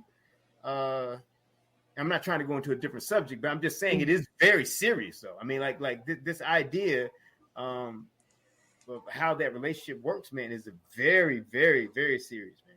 No, it's very serious. And speaking of that, and Grant, I know you said you had to give us till 6, and we're going to try to keep this thing rolling even after you have to bounce off and everything. But what is your thoughts about things like Spotify and a number of these other sources? Because a lot of times musicians are not the biggest fans of those, because they can get their music, the fan can, for free and not necessarily pay for it, whether it's Spotify, whether it's the Reverb Nations of the world, or a number of other things that are out there. So what are your thoughts about some of these free music services? Well, I think, like all musicians, I probably have two thoughts. I mean, and they're contradictory. One is it people, what has happened because of that? And I think it all started with Napster right back in the 90s, and that they got busted for it. Then it became sort of like legalized piracy when with iTunes and now Spotify and Deezer and all the other ones. It's created the idea among the public that music should be free, that you should not have to pay for it. And I think that is a problem. The thing is now, how can you change it? How can you put the genie back in the bottle? I don't see how it's possible. I don't see how we can fix this. What if every movie that came out was suddenly just available for nothing? Like, you can have a free subscription to Spotify and play all kinds of stuff. You could play millions of songs on there. Before Ronnie answers that question and everything, one of the things that I'm curious about is that, and it comes to something we were talking about earlier, is that, and I've worked in the radio mostly on the college side and community side and things of that nature, never worked really on the commercial side. But unfortunately, in the music industry, there are too many folks that they own the venue. They, in some cases, own the artist, and in some cases, they own the radio station. I'm thinking of people like Radio One. I'm thinking of people like Live Nation. I'm thinking of a number of other sources like that. So for an independent musician, I consider you to be somewhat of an independent musician, Grant. That becomes somewhat of a problem because, like you said, I don't know that you can get some of the venues, even venues here in Durham, because they are run by the same folks that also have the big name acts and also have control of the radio stations. True. It's the same with, like you said, same with the radio, like iHeartRadio and all those big ones. They own, they're not going to play you unless you're on the big labels. They're just not going to play you, period. And the people at the local stations don't even have any control over it because they're getting their playlist out of the cloud. And all they're doing is pressing a button in the studio. They cannot control what they play. It's a whole different world now. So people like me, unless you're a major artist, you can't get on these big radio stations. You literally cannot. And you have to be on the independent or the college stations or the community radio, all that kind of stuff. Like you said, with the venues, the same thing. And with the streaming, the money from streaming is quite large, but I think about 90% of it goes to those big three labels. Wow. And that means that I think I saw something the other day that the average independent musician on Spotify or something like that made like $27 a year or something like that. Because the good thing about everybody can now make music and get it out there means that there are millions of musicians out there putting out music. That's true. And very few of them make any money. Very few. But on the other hand, how much can people consume? So if you have this endless supply of 10 million songs coming out every day, not many of them can really break through and become successful, especially if they're not backed by the kind of the big powers that control that universe and that get 80 or 90% of the money that is generated overall goes to those big three labels. And that leaves 10% of that pie for 10 million other people to divide and each get 5 cents. There you go. Here's your coin. Yeah, that's right. Would it be the same thing for the film industry as well, Ronnie? Because like I said, we always hear about, the big folks, including the one that's got your name in it and everything. But then we hear about those big studios and all of that. But then it's the smaller independents that we don't hear as much about. I know they're out there and everything, but do you feel that it is as much of an impact on the movie side as it is on the music side? Or do you feel that the independents have a greater voice in the movies than they do, say, in music or some of the other industries? Because I've even heard that the book industry is hard to break into and things of that nature. But what is your thoughts as to being an independent as a movie maker? Well, it's kind of interesting. With movies, it's different than music. It's actually vastly different when it comes to that part. Creatively it's similar. And the fact that, the end user is similar, but the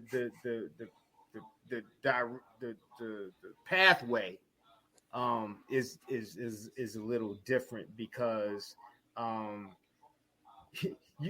you're typically if you shoot a movie and it's a decent movie, I mean, like, you've had to put money into that thing. I mean, like, it's not, you can't just, you and your buddies go shoot a movie unless you and your buddies are, Spielberg and those guys, and just decide to do it for free. I mean, but I'm saying that you have the equipment and the actors and the locations and all those types of things. You're gonna spend a certain amount of money, right? And so now what that does is it puts you in a very specific position, because this isn't just your time. This is like a ton of not other than a house. No one is going to spend $100,000 in their life, right? Like, other than the most major thing you've ever done, right? And $100,000 movie is like dirt cheap. Okay, I think they say the average Hollywood movie is $60 million. So we're talking about a whole different ball game when it comes to getting your money. So the game changes. Now, having said that, because of that, the studio system is that's the system. It's really no other system than that, per se. Now, even with the independents, you still have to go get distribution. Right. You still have to go to some. You can't do that. I'm sorry. You're not going to do it. You're not going to put your movie out by yourself. 9 times out of 10. I mean, I'm not saying it's impossible. People do it from time to time, but what I'm saying is, in order for you to get the movie industry makes about 65 to 70% of its money overseas, the American movie business, right? So that means that you have to have. I'm just saying, if you think it from that perspective, now you got to look at all the different territories around the world that you can sell to, or that you have. So now they're all relationships. So there's thousands of these different relationships that exist throughout, and the only way to get in is through one of these gatekeepers, because you're just not going to. And especially now, it's even harder, because back in the day when you had people like Master P, who was selling, DVDs out of his trunk or whatever he was doing or whatever, you can't even do that now, right? And how many are you going to sell, man? Like by yourself? Like, how many are you really going to sell? So I don't think that you can. Yeah, you may be able to avoid the studio in terms of funding your movie, but you got to come back, because you're going to need someone to distribute your movie, and that person or entity is going to have to be comparable to how much you spend on your movie. So in other words, if I spend $80 million on a movie independently, and it happens, I'm going to Sony or Warner Brothers or one of the majors. I'm not going to Joe Smith, the distributor, who has he's doing okay, but he can't handle the $80 million movie that I need 3,000 theaters and all that kind of stuff. I mean, obviously theaters are not the same, but you get my point. It's the relationships, because it's the relationships. Netflix does not want me to hear from me, because I'm not a veteran. They don't know anything about what Ronnie Warner thinks. He's not. They need the people that are coming to them that can vet these movies. They can look at them and say, "Man, no, this is a good movie. It has so and so in it. It has such and such in it. You're going to make your money," because that's how they determine whether you're going to make your money. See, in music, the person does have of course, if it's whomever Katy Perry, whomever the big star is, does mean something. But with movies, there's what they call promotable elements. So if I take Tom Cruise, I'll just use him as an example, then I know the distributor knows that Tom Cruise is worth $500,000 in Italy. He's worth another $400,000 in Spain. He's worth another $1 million in Europe, right? So now they go, okay, we know that we have Tom Cruise is directed by such and such, and they're worth X amount of dollars. So now everything is, and it's an action movie, and we know that's worth X amount of dollars. And you combine those things, it also did this amount in the box office. So we put that in the category. Now we know that I can sell this to this territory for X amount of money, right? X amount of dollars. I hope I didn't go too far, but my point is, when you're dealing with a system that's very stringent about how it makes its money and how it categorizes these different areas, then they become more and more important. And it's just harder for you to get things out on your own in that kind of way. If that answer your question? No, that Yeah. makes a lot of sense and everything. And one of the things that I know people have been concerned about is the fact that there are not enough independent, or I would even argue sometimes if you're talking about the minority community or the community of women and everything, enough gatekeepers in those jobs and everything. Because definitely, as you talked about, there are not enough gatekeepers. So I was wondering if you could even talk about that. And I would argue even in the music business that there are not enough gatekeepers that are actually given enough diversity in what's going on. And I know that's something that you've been fighting against, Ronnie. So I guess I'll start with you, Ronnie. Is there ways that we can change this gatekeeper system to have more inclusive voices? Because I do think that sometimes, whether it's the youth, and a lot of the youth have great ideas, or whether it's some of the minorities or some of, like, the ladies aren't always being served in the correct way by the movie industry, that sometimes there are not enough gatekeepers in those communities, even like in the LGBT community and a number of other communities. But what do you see in the industry in the sense of the gatekeepers and the diversity of the gatekeepers? Hey, can I just, before you answer, Ronnie, I have to go because I got something I got to do that I can't change. But I want to say I've enjoyed this so much. Thanks for having me on here, Marc. It's great to talk with Ron and with Zack. I had a really great time, and it's a wonderful exchange of ideas. Let's keep together. Oh yeah, definitely. We're gonna do that. I'm gonna find out your group. Yeah, I would love to. Yeah, to please do. Definitely. Before you bounce off and everything, one of the things that I always do, and I do want to hear Ronnie's answers, but I always get all the guests a chance to give like a positive thought that they would like to share with the world and all of that. I just saw, by the way, as we were talking, a couple of news things that happened. One that was kind of, I guess, good for a lot of folks, or some people might not think it was as good as I thought it was, and the other was kind of sad. But unfortunately, the CIAA, which is a HBCU basketball conference, has decided that they're about to call off their entire season. So that was actually just a news thing that came across. So they're not going to have the rest of the CIAA season. But on the other side, the Electoral College has officially announced Joe Biden as the winner and everything. So they just announced that earlier as well. So definitely sharing both of those news things that just happened today. But any words of positivity that you would like to share? We're going to get through this COVID thing. It's going to be over. Maybe not today or tomorrow, but within 6 months, I think we're really going to turn the corner. And then like early summer next year, where things are going to start to get back. It won't go back to exactly the way it was because, every challenge like this whole thing has created some changes in the way we do things and the way we communicate and the way we share media and the way we watch movies. And I don't think we're going to roll it back to as if that COVID never happened, but I think we'll get back to where we can enjoy our lives a whole lot more, and come together in person and give each other a hug and listen to music together and just have fun like we used to. I can't wait for it. Thanks to everybody. Thanks to y'all, especially, and thanks to everybody watching. Acoustic Cat, hit me up on my website. I'd like to hear from you. And thanks again to everybody. Glad to have you on. You're awesome, man. Look forward to hearing your music. I guess I'm leaving the studio. Here I go. All right, cool. So he's heading out the studio and everything of that nature, so I can definitely get it. Yeah, I like that. That was classic, but definitely. And speaking of Acoustic Cat, I'm gonna bring up some of her comments while you are answering that question of what's going on with having enough people that are in those kind of like positions of being the gatekeepers and all of that. But Acoustic Cat was saying that we were talking about music earlier, that Jimmy Buffett and Mary Gother, they are some of their faves, but they are wonderful storytellers. And I think they were also saying that they might not be the greatest singers in the world. And then they were saying that they loved what Grant was saying. And then last, they said that they found Grant on Instagram and Facebook and is definitely looking forward to meeting them through the wonders of technology and all of that. So that being said, Ronnie, what is your thoughts about the gatekeepers and whether we can diversify what the gatekeepers are? Yeah, I think so.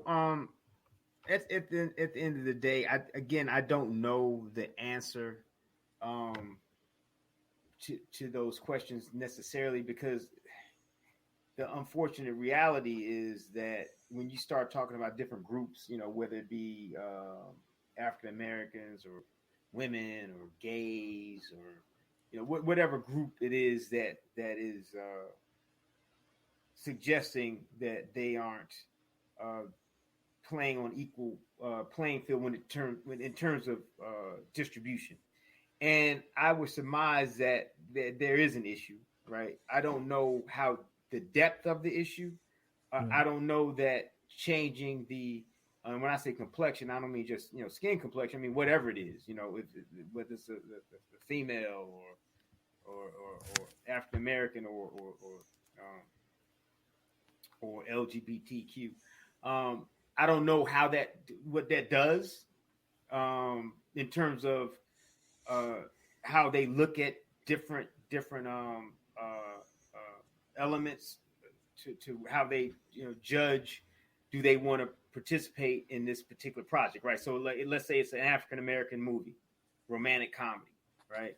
And you say, I'll give an example. Like I used to look at, there's a website I go to for all my data called Numbers, and they Zack, you should check if you don't already know them, but that's a great resource. And I think it's called Nash something is the company that does all the sort of the aggregating and all that stuff. And so I would look at, I would take Tyler Perry movie, right? And I would look at his U.S. I'm sorry. Am I not on screen? Oh, there we go. Yeah, there you go. Okay. I would look at his, it's funny because like I was looking at this like I have no control over my the position of my camera. Like Marc, I'm not on. Can you get me on, man? I'm halfway. Can you do that? Can you just like no, Ronnie, move your computer. That's how you do that. Well, I've got a solution for that, and you go actually do it another way. There we go. No, that was me. That was all me, man. I was like, man, why am I off to the side? Okay, that was on me. Okay. Hold on a second. We're gonna put you in the middle. And then you'll have the lead. There you go. Don't put me on the lead, brother. I didn't want to be the lead. That's too much responsibility, man. All of a sudden, your viewership may start to dwindle. No, but I'm sorry. What was that? What were we saying? About the whole concept of folks that are in a position of being the influencers and all of that. Yeah, so I don't. Again, it's hard to say because when you look at territories across the globe, I'll give you an example. Africa is just completely ignored with distribution. Like the only place that even remotely counts is South Africa, right? And so that you remove, and a part of that is, I mean, there's economic issues there, and then there's also language barriers. I think there's like 2,000 languages on the continent of Africa, right? So there's certain type of things that go on there, even though language is not a major issue, but it is enough an issue because if I'm going to France, then I know I can dub it in French. Okay. Done, right? But if you're going into an area and your population is 30% speaking this, 20% speaking that, 10% speaking this, whatever. Are you going to go through all of that? I mean, I don't know. And then the economic challenges.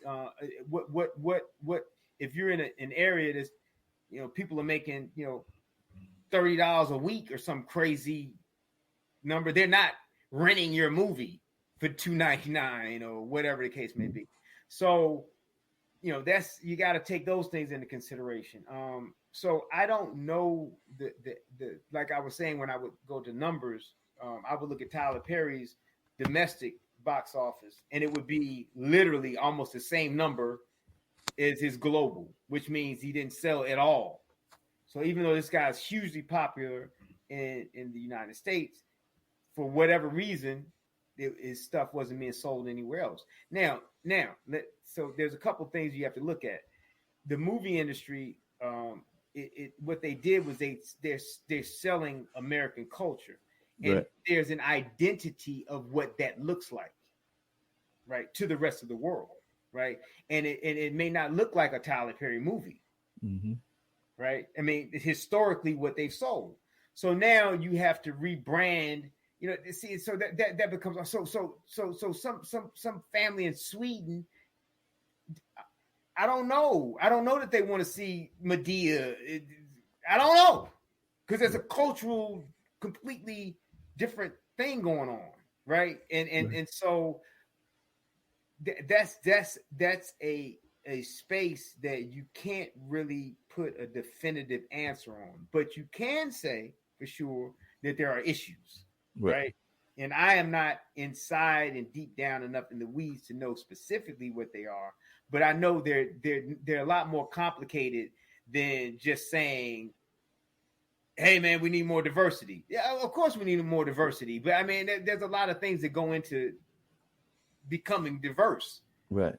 You know what I mean? So what does that really mean at the end of the day? So as a filmmaker, my goal and my job is to figure out what it is that whomever I have a relationship with or contact with, what are they buying?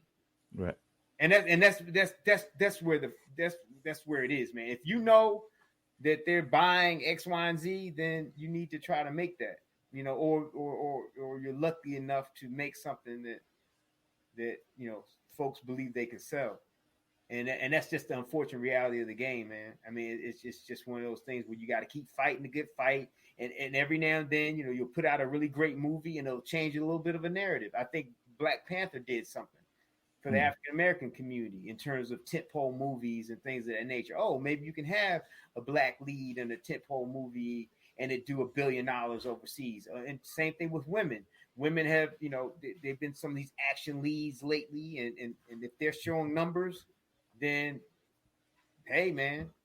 Because the one thing I will tell you, this system is the only the true prejudice that they have is for green. If it's making money, they'll go against their own moral code, if you will, if they have one, to make the money. That's what I believe. Wow. Zack, I know you still got that scroll of questions, so we'll wait for you to pull out that scroll again, because you're the one that's definitely trying to make some movies. So I'm gonna let you go with your scroll of questions for Mr. Ronnie Warner.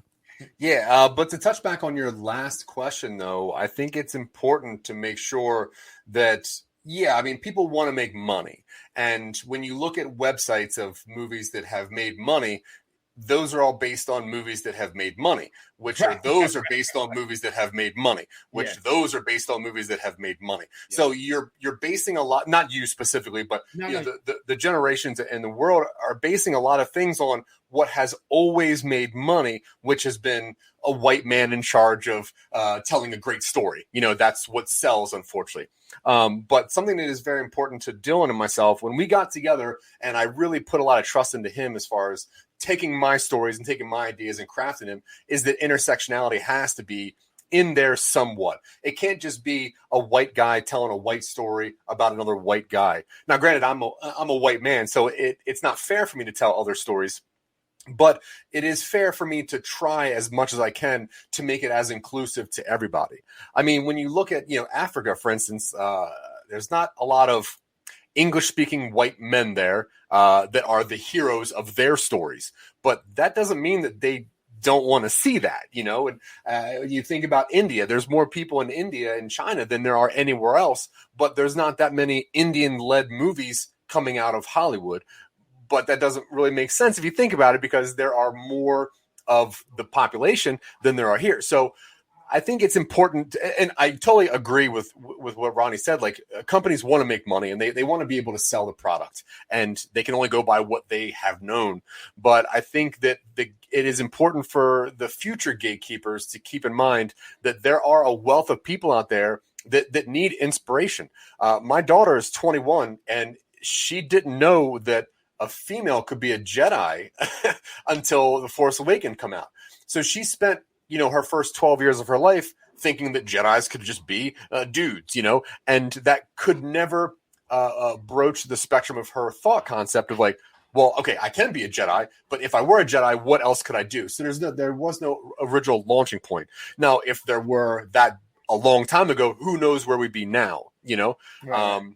So I hope that in the future that the gatekeepers are keeping that in mind, that there are a wealth of people out there, and there's a beautiful amount of stories, and there are a lot of people that just like to be swept away by fiction. So I think it's important that the people that are holding the gates and the key holders in the future are trying to keep that in mind, because it's important. My daughter was hindered because of it. Luckily, not luckily, but like, I grew up seeing myself as Captain America. I saw myself as Luke Skywalker. I saw myself as a lot of things. My daughter didn't see herself in a lot of people except for princesses and, the wife that is trying to take care of too many kids at once while the dad is a goofball. So it's important to make sure that storytellers are keeping that in mind, because there are a lot of people out there that need their story told, or that need somebody to look up to, like Black Panther, that did amazing things for worldwide, and you saw what that was. Yeah. But moving forward with some more of my questions, we do have a lot of these stories that Dylan and I have scripted out, and we have tried to transfer them to different mediums, such as trying to make them audio podcasts. We took one of our stories that was a pretty intriguing sci-fi story, and then turned that into a choose your own adventures style podcast, where you would actually listen to episode 1 and then choose which next episode you would go to. And we're kind of formatting that. My question is, if you do have a concept, is there any value in investigating different mediums of that concept, or would you have burnt that idea out? For instance, we have this idea called Silicon Angels. It's one of our flagship podcasts, and the premise is it's a future found footage where it's all around the IT company of a sex robot manufacturer, and it's the calls that people have to call in, but hey, this robot doesn't work, blah blah. So we were trying to decide the best way to film that to make it a visual, because currently it's a podcast. Right. So we thought at first, if we did it in puppet form, that would be very funny to show people a different side. But then we thought, well, we don't really want to do that, because we kind of see it as a webisode, like a web series, where you see it from over the shoulder of the people working in the IT crew. So we're kind of choosing which medium some of our stories are best suited. So my question is, can you burn a story out by using different forms of medium, or is there a perfect form of medium for a story? I think that's a good question. I think they're always, there's multiple forms, obviously. I mean, clearly people write books or do comic books or what do you call it? Not graphic novels that clearly, have then turned into movies, as an example, or TV shows, or different, they find themselves in different mediums. The reason I say it's a really good question is because I do the same thing. Now, I typically lean just towards live action, but I have things that I go, man, that would be better as like a cartoon, or that would be better as some other format because of how the story is being told. You can't have Family Guy any other way but a cartoon, because they do ridiculous things, right? But King of the Hill, maybe that could have been a live action if you got the right characters, because they don't really do anything that's unhumanly. You know what I mean? No one's flying or doing anything crazy, right? So, but then are you better off seeing Hank Hill as a caricature, right? And so that those are the type of things I would look at is how is the story best told, from what perspective? And what you're saying is very interesting, because you're saying you have an IT, it's told from the perspective of the IT people receiving these phone calls, right? Yeah, so when you call a place and you always see that message, it says this call is being recorded for training and purposes. Yes. So the concept behind the show is that somebody found a bunch of those recordings. Okay, got it. And didn't know what it was for, and then listened to them all and go, wait, this is calls for sex robots. And then kind of put them together, trying to find out what this company is. So that was the basis of that show. But before COVID, we designed the show, and it was going to be a workaholic style show where you would see kind of 3 guys in a cubicle answering these really crazy questions, but you only hear one side of the conversation, and the audience needed to kind of figure out what it was. When we couldn't film it, that's when we decided that, this actually works in an audio format as like a found footage kind of audio style. Then we had a person try to animate a couple of the scenes, a couple of the phone calls, to see if it worked as a cartoon. So yeah, we had a bunch of weird ideas, but we don't want to burn our ideas out by using the wrong medium. And I guess my next question was going to be, we do have 40 to 50 scripts right now, and we were thinking about filming a couple, but because we don't have the talent or the skill or the equipment to do it properly, do you think that it would be more of a hindrance for us to actually produce something that wouldn't be seen in the best light, rather than show people a story and have them develop it for us? Which I guess is kind of the same question as the last one. I want to choose. to choose the right medium and make sure that it's being told properly. Because if I show you a movie that I didn't film, I mean, I filmed myself, but not very well, you're going to be taken out of the story because you're like, oh, this looks awful. You know, I don't care anymore. Right. So then the story doesn't get told. And my fear is trying to develop something that is going to be a hindrance to a story that could be told better by somebody else. That's a good question. I kind of look at it like, how can I put it? Because there's no right answer because you don't know how it's going to be received, right? So let's say you have the opportunity to make this project, right? So you make it. It doesn't look very good for whatever reason, right? But someone sees it and it's like, man, no, that's a really good. Because they understand that the execution was not very good, the acting wasn't very good, or blah blah blah blah, and they can see it. I think. Am I not?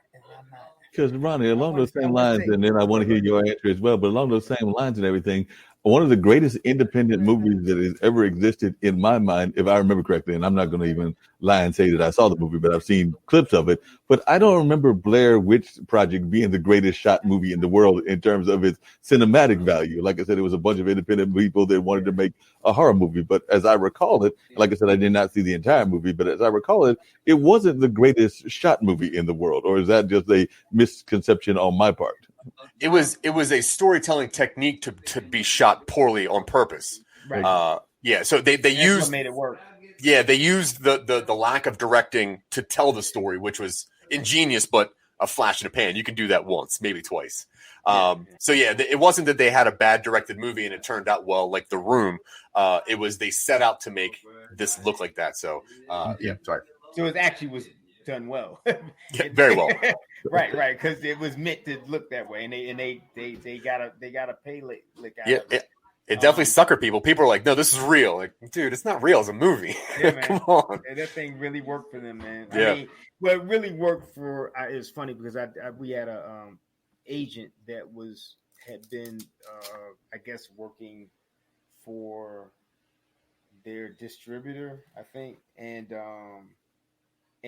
to quote him, he was like, man, it was like we really like literally just stole money from them, and I don't mean it like they literally illegally, but you know that's the game because these guys were young, you know, made a movie for $50,000 or whatever it was, and it just, you know, folks got a hold of it. And here's the good thing though, because I mean you can say stole, but did they really think they were going to make like $10 million in their pocket off that movie? Of course not. So you know, so what, man? You know, it is what it is. But going back to your point, I think that I would not. Okay, I wouldn't set out to make something bad, right? I mean, you know what I mean. So if you put in your best effort, then I think that it will serve you properly, so right? You know what I mean. So I don't think it will, even if it turns out not as good as you want it to be, I don't think you will be misserved in it. Yeah, and I think that my problem there is that because I don't have the knowledge of you know the DP or the cinematographer or anything. I have a vision for a story that I know works, and then I can write it down and it works, and I can talk about it and it works. But then when I grab a camera and I try to see what I see in my brain, it doesn't work exactly, which means I'm automatically compromising on a story that should be told better by somebody else, or at least with more experience on my end. That's kind of where I'm sitting. I'm in this weird spot where, like I told you last time, like we have a bunch of really cool stories that I think are very thought-provoking and something that I've never seen on screen. And I am a consumer of content. I've seen all of your movies. I watch absolutely everything all day, every day. I wake up at 2:00 in the morning just to consume content. I love it, man. And I know that my content is original and in that paradoxical phrase. I just know that if I try to do it with my talents, current and skills and equipment, it will do it a disservice. And I think it will maybe prohibit me from trying to further that, you know, that story or that project or anything. And I'm in a weird, like, discouraging myself kind of phase because I don't want to mess up a project and then ruin it, you know, because I can't do it. But I don't want to sit on it because I feel that it's worthwhile. So I'm kind of in that weird phase where I don't really know what to do, but I know that I don't know how to do it. No, and that's a good position to be in terms of having something, right? To be, so it's one thing to not have anything at all and go, man, I'm really sitting here trying to figure out which way to go. It's like, man, no, just go somewhere. In this case, if I were you, this is me. One of the biggest things we can do, and I know with artists like this, is that we hold on to things because we want it to be perfect. And we're not understanding that the outcome is never the point; it's the journey. That's what creates the outcome, and the outcome is not to be predetermined. You don't know what that outcome is going to be. Our first movie, I was grossly disappointed in it.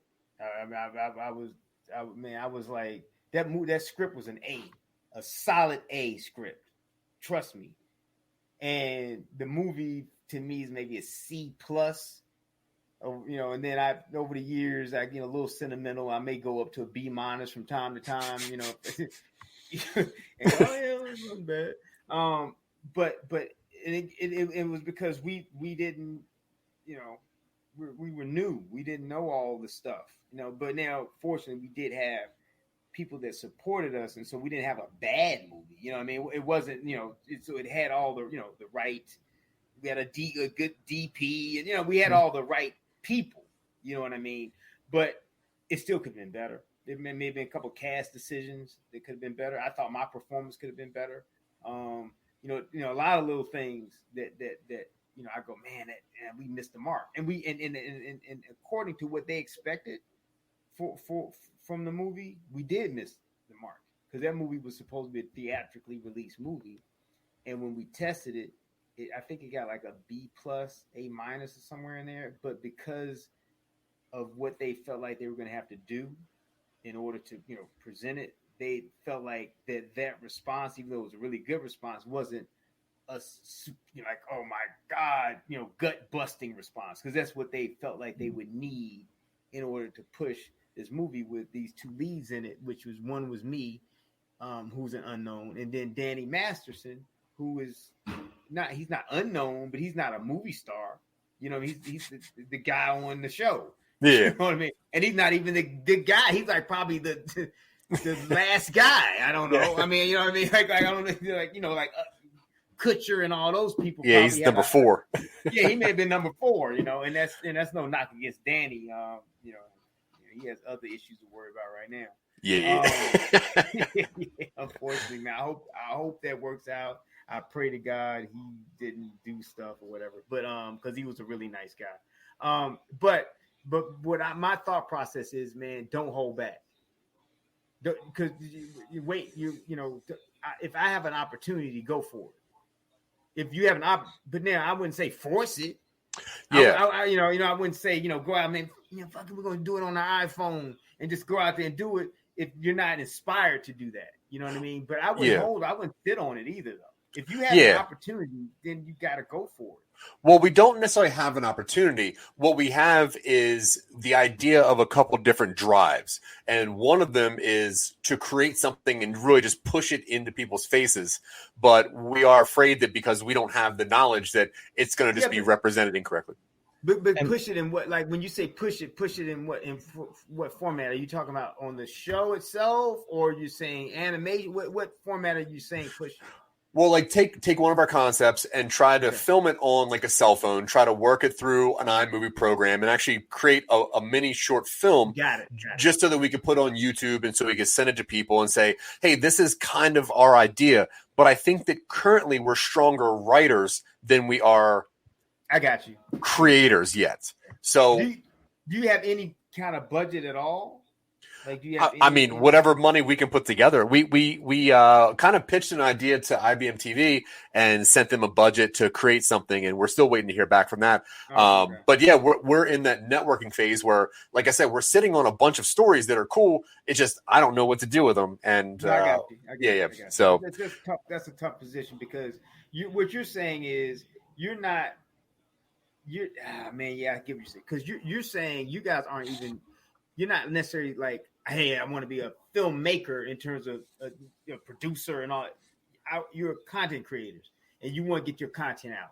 And, Right. Right. And so by those means, you have to figure a way out other than just sort of sending query letters and stuff like that. You're saying, hey, how can we put some of our stuff out to showcase who we are, to create more opportunities? Is that kind of where you are with it? Is that? That's exactly. Now, I would probably love to be a director in the future, because I think that I do have a pretty stunning vision, but I know that my knowledge and my skills are lacking aggressively. I did sign up for masterclass, so I did take as many filmmaking classes on masterclass. I did sign up. Okay. I signed up for a bunch of grants that are in Colorado for filmmaking grants, but because of COVID, a lot of that money has been deferred, so I can't really do that.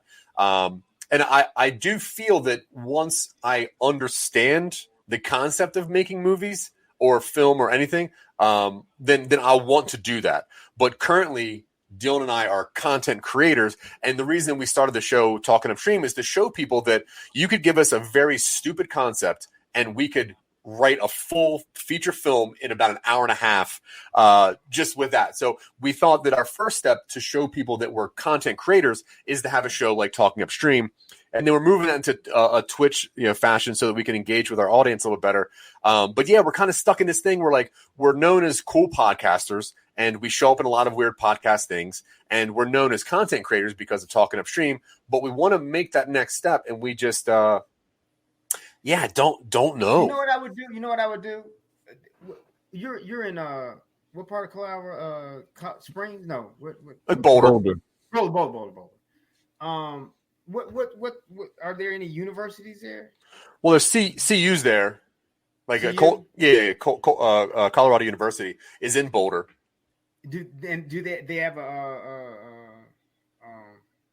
communications program or filmmaking program? Yeah, they have a pretty good program. The problem, once again, is that because of COVID, the half of the school is shut down, and the applications are kind of online only. And I've taken online classes of certain things, and I'm not even talking about for you to take classes. That's what I'm talking about. You need to go find out who the director class.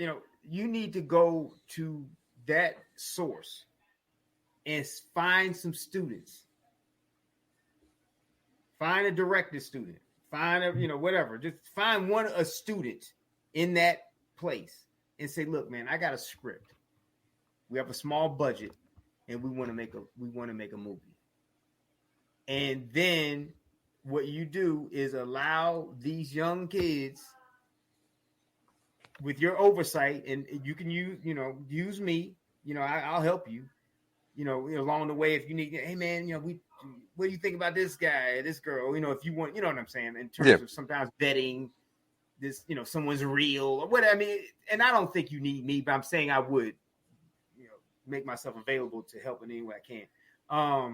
But I'm trust me when I tell you, you're an OG, bro. Like you're a smart guy. You're out here doing, making a life, man.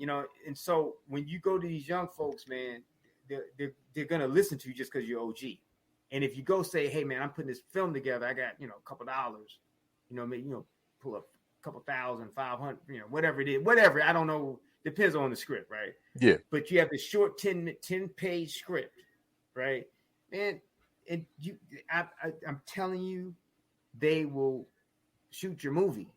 They have cameras. They have all this stuff. You show up with a script, and they have everything you need is sitting right there. All you have to do is find someone and say, "Hey, man, I'm trying to shoot a movie.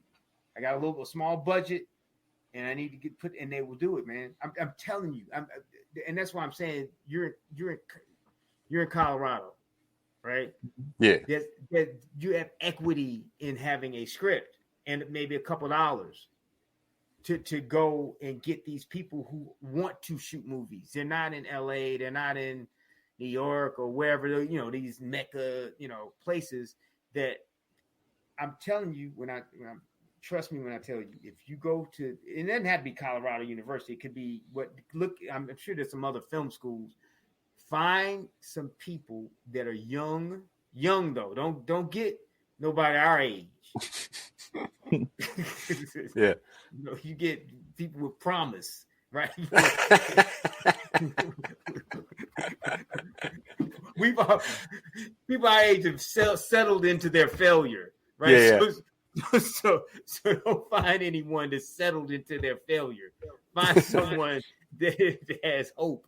And I'm kind of being funny, but what I am saying though is, trust me when I tell you, man. If you go to these young, that's what I did. I did a web series, and I went as one guy. He just graduated, from film school. He had all this equipment. He couldn't wait to show up. He had all his equipment, and I had another young lady that was a up and coming, just got out here, a little camera person or whatever. We had makeup people, everyone, because people, it's like what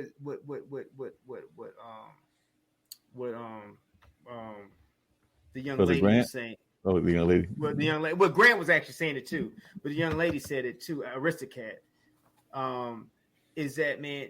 Artists. All these people are artists. They're artists. The camera person is an artist. The director is an artist. The producer is actually an artist. We're all artists, and we want to work. We want to work. We want to work. It's not just the money.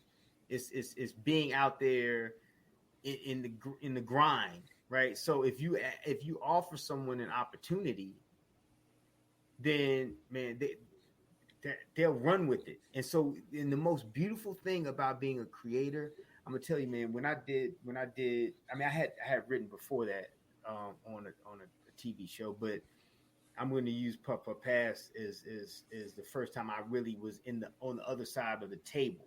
Like when I was writing for the sketch comedy show on BET, we weren't involved with because we wasn't casting. We had a cast already, right? So I did get a chance to see my words acted out, and that was always amazing. But when I watched people audition for these characters I created, and I was like, oh my God, man, I even, they would come bring these just some whole perspective on it. Maybe I hadn't even seen, right? And so that's the art. That's the thing that people like doing. They want to be involved with the making of whatever it is. And so the person like yourself that sits back on the other end, man, see, that's the thing. It's like you say you have a 21-year-old, right? Mm-hmm.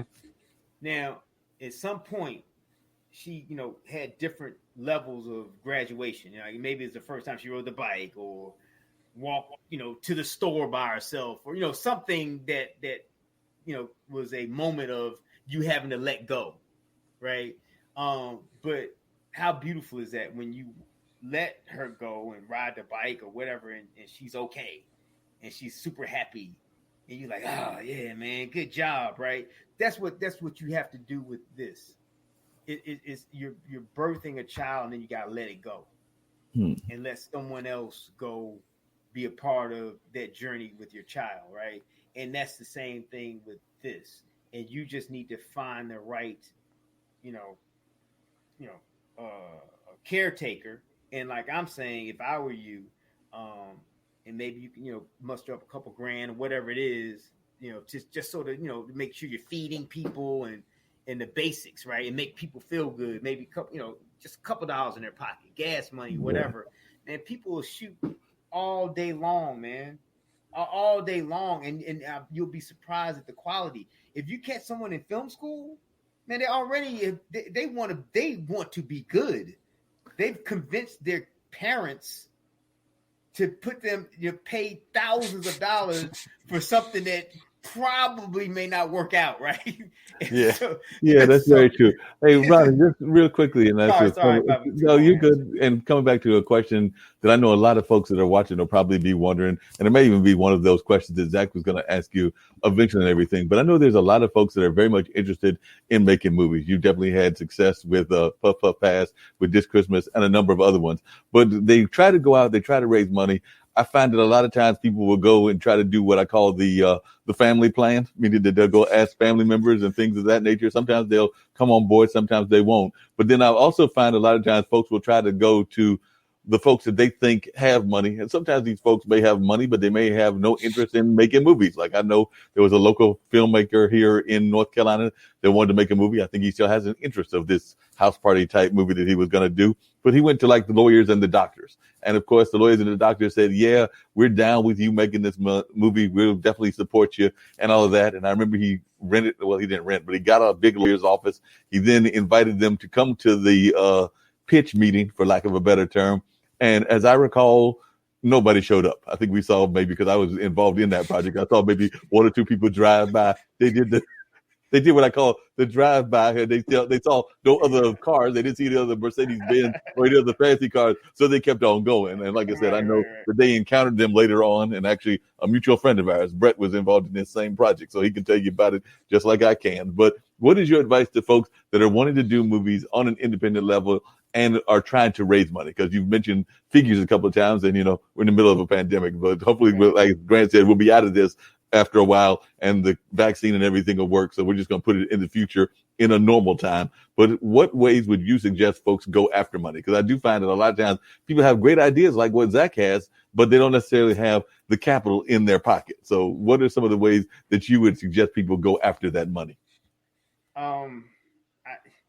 His unfortunate reality is that I don't know there is a way, right? Because what you're dealing with is what they call angel investors, right? And angel investors are people who are, literally they're angels. Like they just like Zack. And, and what's your partner's name again, Zack? I'm sorry. Dylan. Right, Dylan. They like Zack and Dylan, man. They think they're really funny. And they found out that they have oh yeah, man, what were you making? Yeah, it's a great idea. And for whatever the reason is, I don't know, they give them money because it's not a sound investment at that point, right? Like, I mean, it's not, because you can't quantify it. Right. Investments are made based on quantification. Right. So if I'm a real estate investor, I go, okay, this market, I can get this house for this much money. It's going to cost me this much money to fix it up. And the market is bearing this much money, days on the market, blah, blah, blah, blah, blah. So it's worth my $300,000, and I'm going to make $400,000. If Ronnie walks up and says, man, I got this great movie, how is he showing, how is he making the money? So my suggestion is, number one, pitch to anybody and everybody, however you can, and whatever is within your wheelhouse. Be a good person, be a likable person, because they're investing in you, not your project per se. They're investing in you. So whoever you are, be the best of that. And I always say this, and I say this somewhat tongue in cheek and somewhat serious. If there's one class you should take, that would be psychology, because because you can't be a person that's, okay, I'm Zack and I'm a really cool guy, I'm funny, I'm smart, all the things that you are, right? But then you may be a person that, okay, I've studied such and such, who I'm going to meet. And, they like stoic people that are really, and so maybe you need to go in there and do that. I don't know.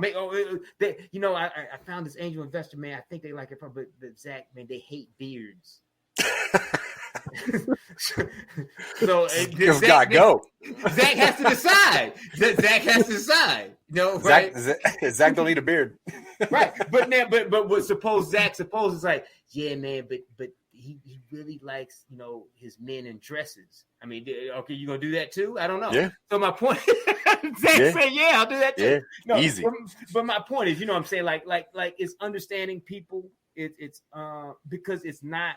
It's a real quick story. And oh my God, this was so crazy. So my partner at the time, who was an actor, he this famous casting directors, I'm not even saying any names, but famous casting director had come to him and said, hey man, have this guy, they want a letter of intent from you and they're willing to pay X amount of money. Okay. And she was going to get a little piece of this money. Mm-hmm. Okay. And so my partner said, man, look, he sent me the script. He said, look, I want you, check this out. They come to me about this. Let's sit down and talk to him.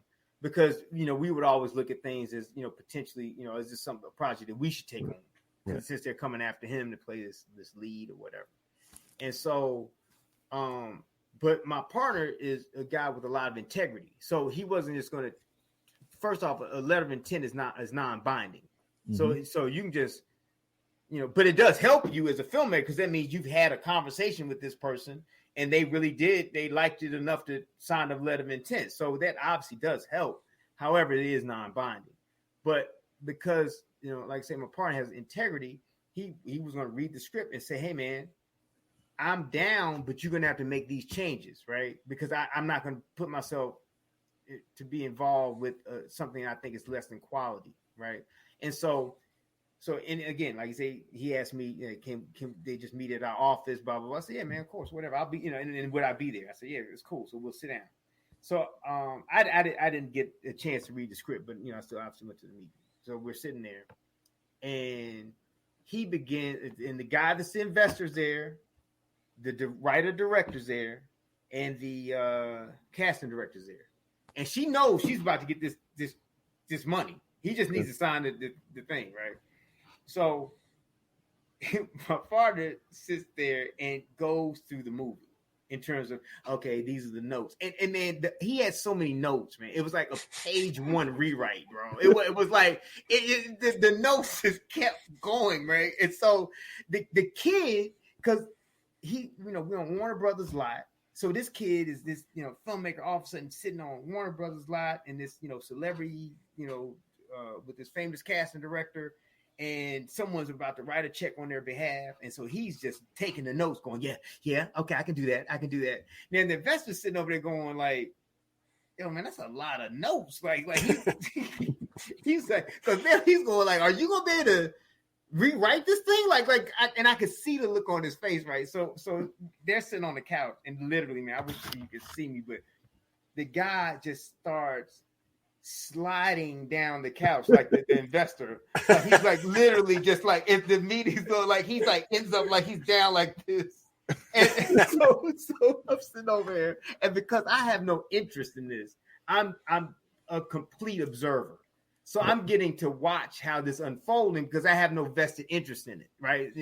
I'm not giving up any money, I'm not receiving any, so I can just watch the dynamics. And so we get to the end, and the guy, and I said, man, you okay?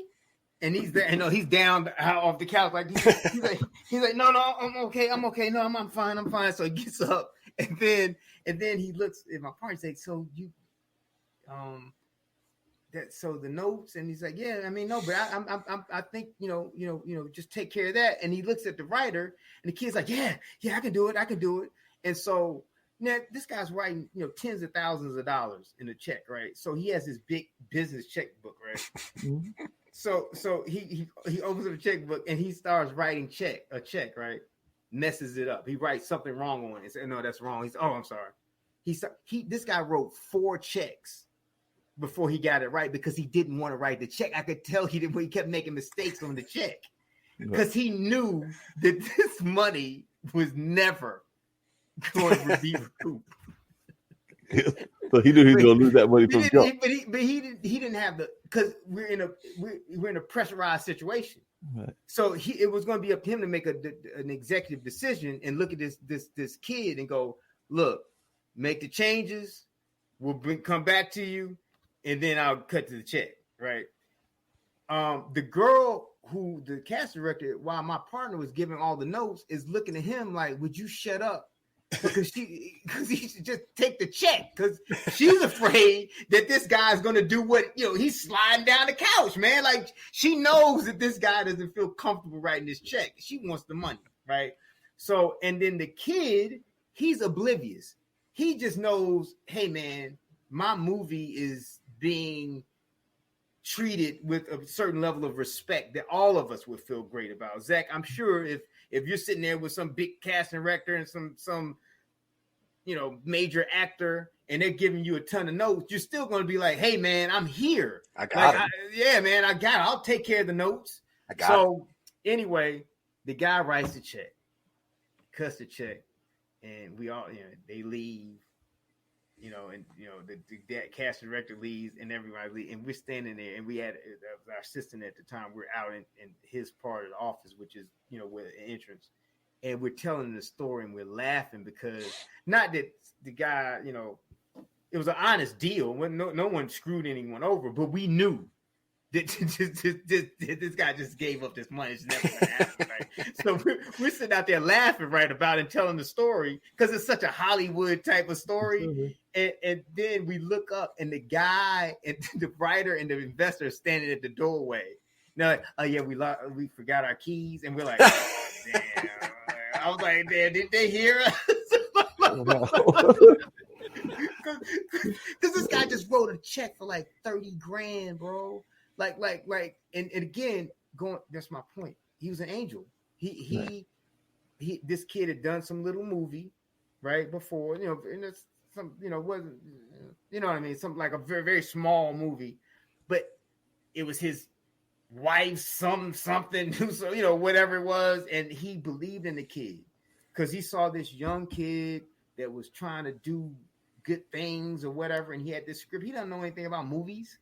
Wow. But he said, man, I'm willing. And it made a little contact with this person. And she said, sure. Give us this money and I'll get him to sign, and so they're in it. But again, it was purely this guy had a thing for this young guy to want to help him out. That's all it was, man. So it's all about relationships. It sounds like at the end of the day, and a number of times it's about relationship and all that. And I know that we got to wrap up in about 15 minutes because I got to do my audio podcast as well. Y'all are all welcome to join me on that as well, and I can put the number in the chat if y'all are available for that. But one of the things I'm curious about is one of the other people that's on this show and everything a number of times is very much excited about those movie like platforms like the movie markets and things of that nature. You've been in the game for a number of years. Is that something that you really care about in terms of like shopping your movies? Do you find that like those movie markets are actually a good way to get your movie, particularly as an independent movie maker, or do you find them to be in some ways a either a good avenue or they're a waste of time? Well, I see, because it's really about the journey, and unfortunately we don't take the time to smell the roses along the way and realize that we're making connections, meeting people, friends, blah blah blah. So the market is never a waste, right? In terms of just going and meeting people and being in the environment and being around folks. Now, if you think you're going to go to the film market and walk away with a check, then and that's all you're going for, then probably not. It's just not there for that. Like it's just not, man. I mean, like, why would it be? I'm not saying it doesn't happen at all, but you got to think about. Let's look at this. All right, so we're talking about hundreds of thousands of dollars. That's at the minimum, and then it normally we're millions of dollars, right? We're not talking about a few $100s or a few grand. We're talking about a lot of money, right? So the person who has that much money and is interested in producing a film is not just randomly sitting at a film market. Right. People at film markets to buy films that already been made, with stars in them and whatever they think is going to generate income, and there are other people there to showcase their movies that have already been made, and then there are people there that are from different countries or states that are there to promote their state or their country as a film location because they make money from that. and you walking in there with your script and zero is not attractive. Doesn't mean it won't happen. It doesn't mean that you shouldn't go and pitch your idea, because you're going to meet people and you never know what's going to happen. So it's not a waste of time, but it is a waste of time if all you're thinking about is getting your movie funded. You understand what I'm saying? Like I've been to the film market, the one out here, the AFM, like probably 10 times, right? And I've, no, zero. I mean, most of the time I'm not even trying to pitch anything. I'll go because people are there and some friends, and we go. And but this past time I went, I did sell something, right? I had something to sell and I sold it, but it was something already made, right?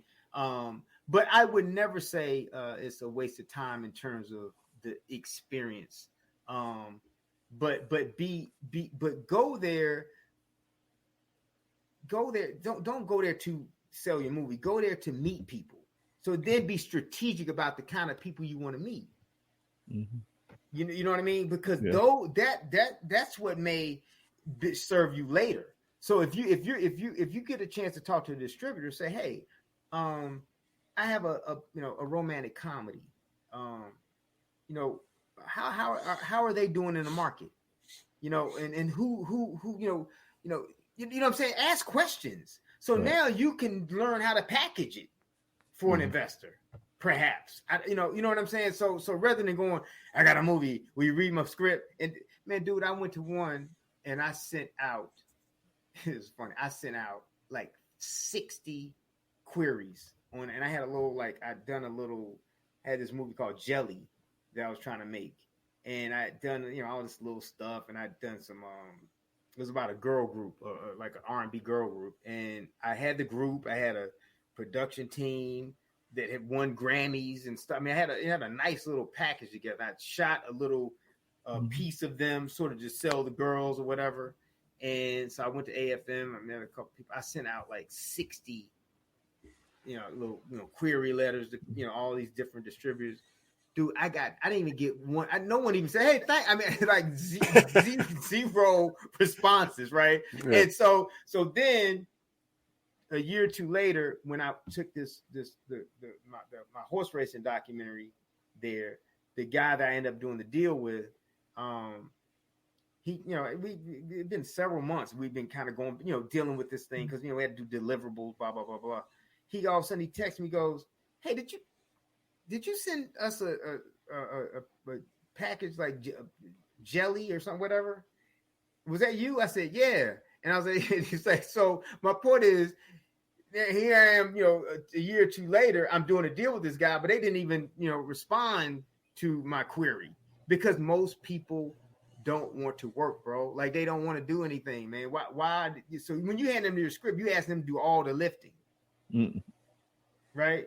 You want money, put the thing together. I mean, like they're like, okay, man, like really. And you gotta understand, studios buy scripts every day. We sold a script. I sold a script to the school studio a few years back, and man, they went out of they went under. I don't know what happened to them. My writer got paid a lot of money, and then it's I don't know where this script is. I'm sitting here thinking about, man, what if I put a new name on it? Maybe I could try to resell it. But my point is these people, these big companies are buying scripts all the time. I know a guy the guy that directed this Christmas, as a matter of fact, Preston probably sold at least 10 scripts to the studios before this Christmas got made, and none of them got made. No. Just buy them. I mean, that's where you want to be, Zach. Them 30 scripts, like, dude, I'll sell half them right now. Just sell them, man. Take them. If they get made, fine. If they don't, man, I don't care. Give me some money so I can make something. Exactly. But all I'm saying at the end of the day, is that, to use Zach seriously, man, like really, like go find some young filmmakers, man. I want to go back to that, man. Seriously, bro. And like, and if you want some help, like in terms of vetting that, or questions to ask, or any of that stuff, man. If I can help, let me know. But I'm telling you, bro. I'm telling you, man. If you got a 10-page script, a couple grand, to take care of you gotta pay people a lot of money. I'm saying to feed them, because that's the number one thing. Feed people. That's the number one thing. Feed them well, and that's the number one thing. Don't overwork them. 8-10 hours, maybe 12 hours, whatever days. Limit your locations. So do something that has maybe in a house, right? So it's just you're in one room or two rooms, and that's where all your dialogue and your character stuff comes in, because that's what's going to showcase you. You want something that's going to showcase you as content creators, not let the tricks of the movie. You want straight dialogue, interesting characters, and interesting situations, and make it short, brief, couple of locations max, so you can afford it. Get some favors. Some folks that got a house, maybe a buddy that has a coffee shop or something, and maybe let you, whatever it is that create some atmosphere. I would also make sure when you do it, the small things that you want to always pay attention to is your set design. So make sure it's not like like you see me right now or yourself, right? Okay, Mark. Okay, like my background's not bad. Your background, my background sucks. Yours bad. Like for a movie. I'm not talking about you. You're great, Mark. Because I don't want to be distracted by other things, Mark. I want to see you. Right. I want to see your face, Mark. Right. But like I say, like you have your background has is texture to it. Mine clearly has a few things in the background, stuff like that. That's a huge deal. Like that's a huge deal. That's number one. Number two is if you can get a couple extras, get a few friends to add some background, so there's some people walking by or something, because that fills it up and makes it look like okay, there's a world happening, and not just somebody pointing camera at some guy and they don't have any money. And that's why they don't have any atmosphere. You know what I mean? Yeah. So create atmosphere, good set design. Again, those are things that you are going to have to pay attention to, because you're not going to afford a second AD and all that kind of stuff to pay attention, or a set designer. I mean, I wouldn't worry about that. I would worry about making sure I'm doing that myself, right? Unless you just have unless you come across someone that's an interior decorator or set designer that's young and wants the experience, right? So that's awesome if you do come across it. I'm saying typically you may not. So make sure you do that part and take care of that part in terms of the act, because that's something you can do, right? And other than that, it's just really about getting in that community. And I'm telling you, you got a good little short script that didn't have a lot of locations.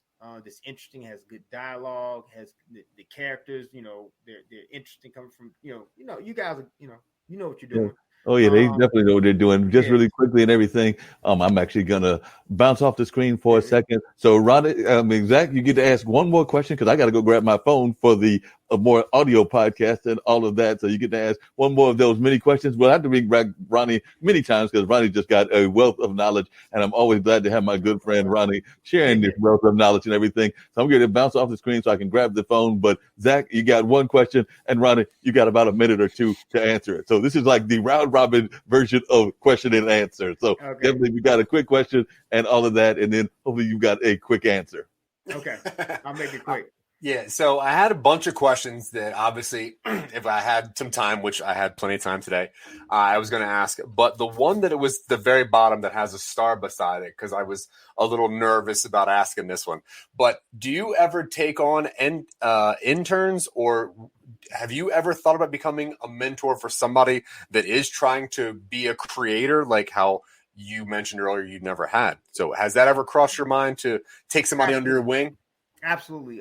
I've done it a few times, right? Just by, it just happens, you know what I mean? Like a few times I've done that, and so, because I think that's important, so that's why I'm saying to you, man, I'm like, bro, we there now, man. So like, you got me. So if, we'll exchange emails and all that stuff. I don't know if you already have it, but no. If you don't, man, you got it, man. We'll do that, and you can get it from Marc or however we do it, whatever. But yeah, man, we're here. Let's make it happen. Let's figure it out. Yeah, right on, bro. No, seriously, man. And I can tell. I'm a good gauge of like winners and losers, and you ain't no loser, bro. So man, you know what I mean when I say that, like, you know, like you can tell, like, you know, man, yeah. So let's just build, man. So whatever, right on. And that's why I was saying to you, and I'm gonna say this again, bro. Like, and that's also I'm saying I'm here. Like, go make that happen, man. Like that you can do that. That's not like. That's not a big task. You just have to sort of see it and then layer it and make it and put it in categories. So you go, okay, I need this, and rather than seeing the whole thing, oh my God, I don't know how to do this. Yeah, you know what I mean. Like, so let's start with, you know, okay, let's find a young director maybe, or maybe a young producer in the producers program, or whatever it is, right? Right, and then you give. Each layer or each category will have a set of responsibilities. But the first one you want to find is someone that's going to sort of be the leader in helping you put this together, because they're going to be the people who know the other people. Oh yeah, I got a camera guy. Oh, I know a person that does this. You know, I know a person that does that, right? And so that if you follow that suggestion, that may not be comfortable for you. You know what I'm saying? I'm just saying that's my suggestion. On what to do, because I don't see any other way other than just straight flat out paying for it, right? And that, you know, then that becomes a whole nother thing. I mean, it obviously makes sense to work with people that like to collaborate. I think when you collaborate and you get your people involved and everyone sees the same goal, that's when you come up with a better product, because people aren't just doing work. Now they're doing something that they see and they believe in. Exactly. So that's cool. Exactly. Yeah, right on. And I'm gonna say, and the last thing for Mark, and this last thing is his was cool because they're gonna have to collaborate anyway. So if you're paying someone, like, just I just have money, I'm just gonna pay people. Now you're paying people not a lot of money to collaborate on something they're only there for the money. Yep. But if you find, like I said, a young person that's like interested in making this film, then they're going to ask their friends, the people so now you're not going to be dealing with a bunch of, you know, hodgepodge of people that aren't really happy to be there, disgruntled. You know, you want to catch these kids that are living at home. They don't have no bills. You know what I'm saying? Yeah. Kids to pick up, you know, from the daycare, and you're not paying me. And then all of a sudden something else comes up and they leave and don't show up. Yep. Nope. I think Ronnie froze up on us there and everything, but he was giving great advice as always, and definitely. Absolutely. No, am I back? Yeah, you're back. No, real quick, last thing. The T-shirt I ordered, whose company was that? Is that Zack? No, that was Brandon's company. Oh, it's Brandon's company. Okay. Yeah. Well, look what I have on. You got on the T-shirt, so Brandon will be glad. Yes, we've got the shirt on. We've got some endorsement going on from Brandon's products, so we definitely appreciate that. Mark Lee. Love I'm it. a Mark Lee fan. What a good shirt. Thanks a lot. Appreciate Brandon giving us that. That's right. TheBrandonScott.com. If folks are watching, you can definitely order more product, because I did get a little. Get the Mark Lee T-shirt though, bro. You got to promote Mark Lee, man. That's right. I need you to buy my product off of his site. Go to the IBM TV website, the store, and get my product. That's right. Get my T-shirt, get my hoodie, get my cup. There are a number of other things that are available on that store. So definitely, we would love you going there and getting that product. So I appreciate you doing that for me, and we definitely like those product endorsements. As a matter of fact, Fran Harris, who's got a sports drink, she was doing so much product placement of her sports drink last week. It wasn't funny. Every time I turned around, she was bringing up her cup and bringing out her product. So it was definitely something that we need more of, is those product placement. So I'm all about product placement. So Zack, I need you to order one too. So the next time you do a Talking Up stream, you can have that shirt as well. So we need more of that product placement. Reading glasses sold separately. Yes, reading glasses. The hanging reading glass. I just crossed over this week. You know, the reading glasses were something I've been wearing them for a while, but to actually attach them to the body and wear them in public, I just started that the other day. So I've officially let go, and I'm now the old man with the reading glasses in the store. hanging from. So I go, wait a second. What was that you said?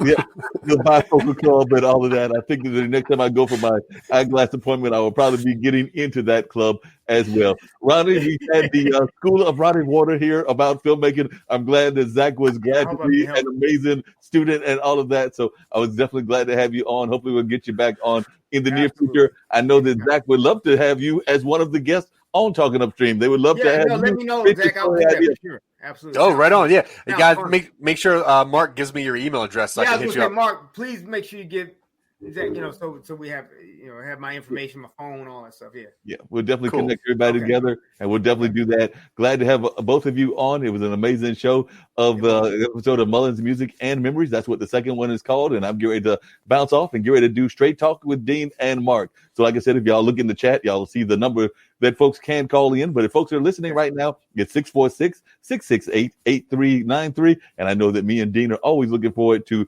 great conversations on the more audio version of podcasting, which I know Zack and Dylan are very familiar with because they've also done the more audio version of podcasting and not just the streaming version where we see both video and audio. But we're getting ready to go back to the more strictly audio version right now. So I do want to thank Zack, want to thank Grant, who was on earlier, and definitely want to thank Ronnie for being on as well. Another great show, and definitely was glad to have these amazing folks on. Zack, I consider to be a new friend. Like I said, I've known Ronnie so long. We've just got this long history, about 30-year history, and are just going to keep on doing things. I still need to have this kind of success that Ronnie's got. But Ronnie has promised me, just like he's promised Zack, that he's going to make that happen in 2021. He's tired of his friend Marc being broke. So he said that he's going to make sure that Marc makes a little bit of money in 2021 as well, because he's tired of hearing me complain about being broke. So I know he's got a whole list of friends, including me, Brett, a number of others, Ray Pascal, that he has promised us that he's going to get us out of the doghouse of being broke, because he's tired of us being the poor broke folks and everything. He wants us to join his family. But on that note, we're out of here. All that, but I'll receive it. Yeah, he said he gave you a letter of intent, not a contract. Exactly. Yeah.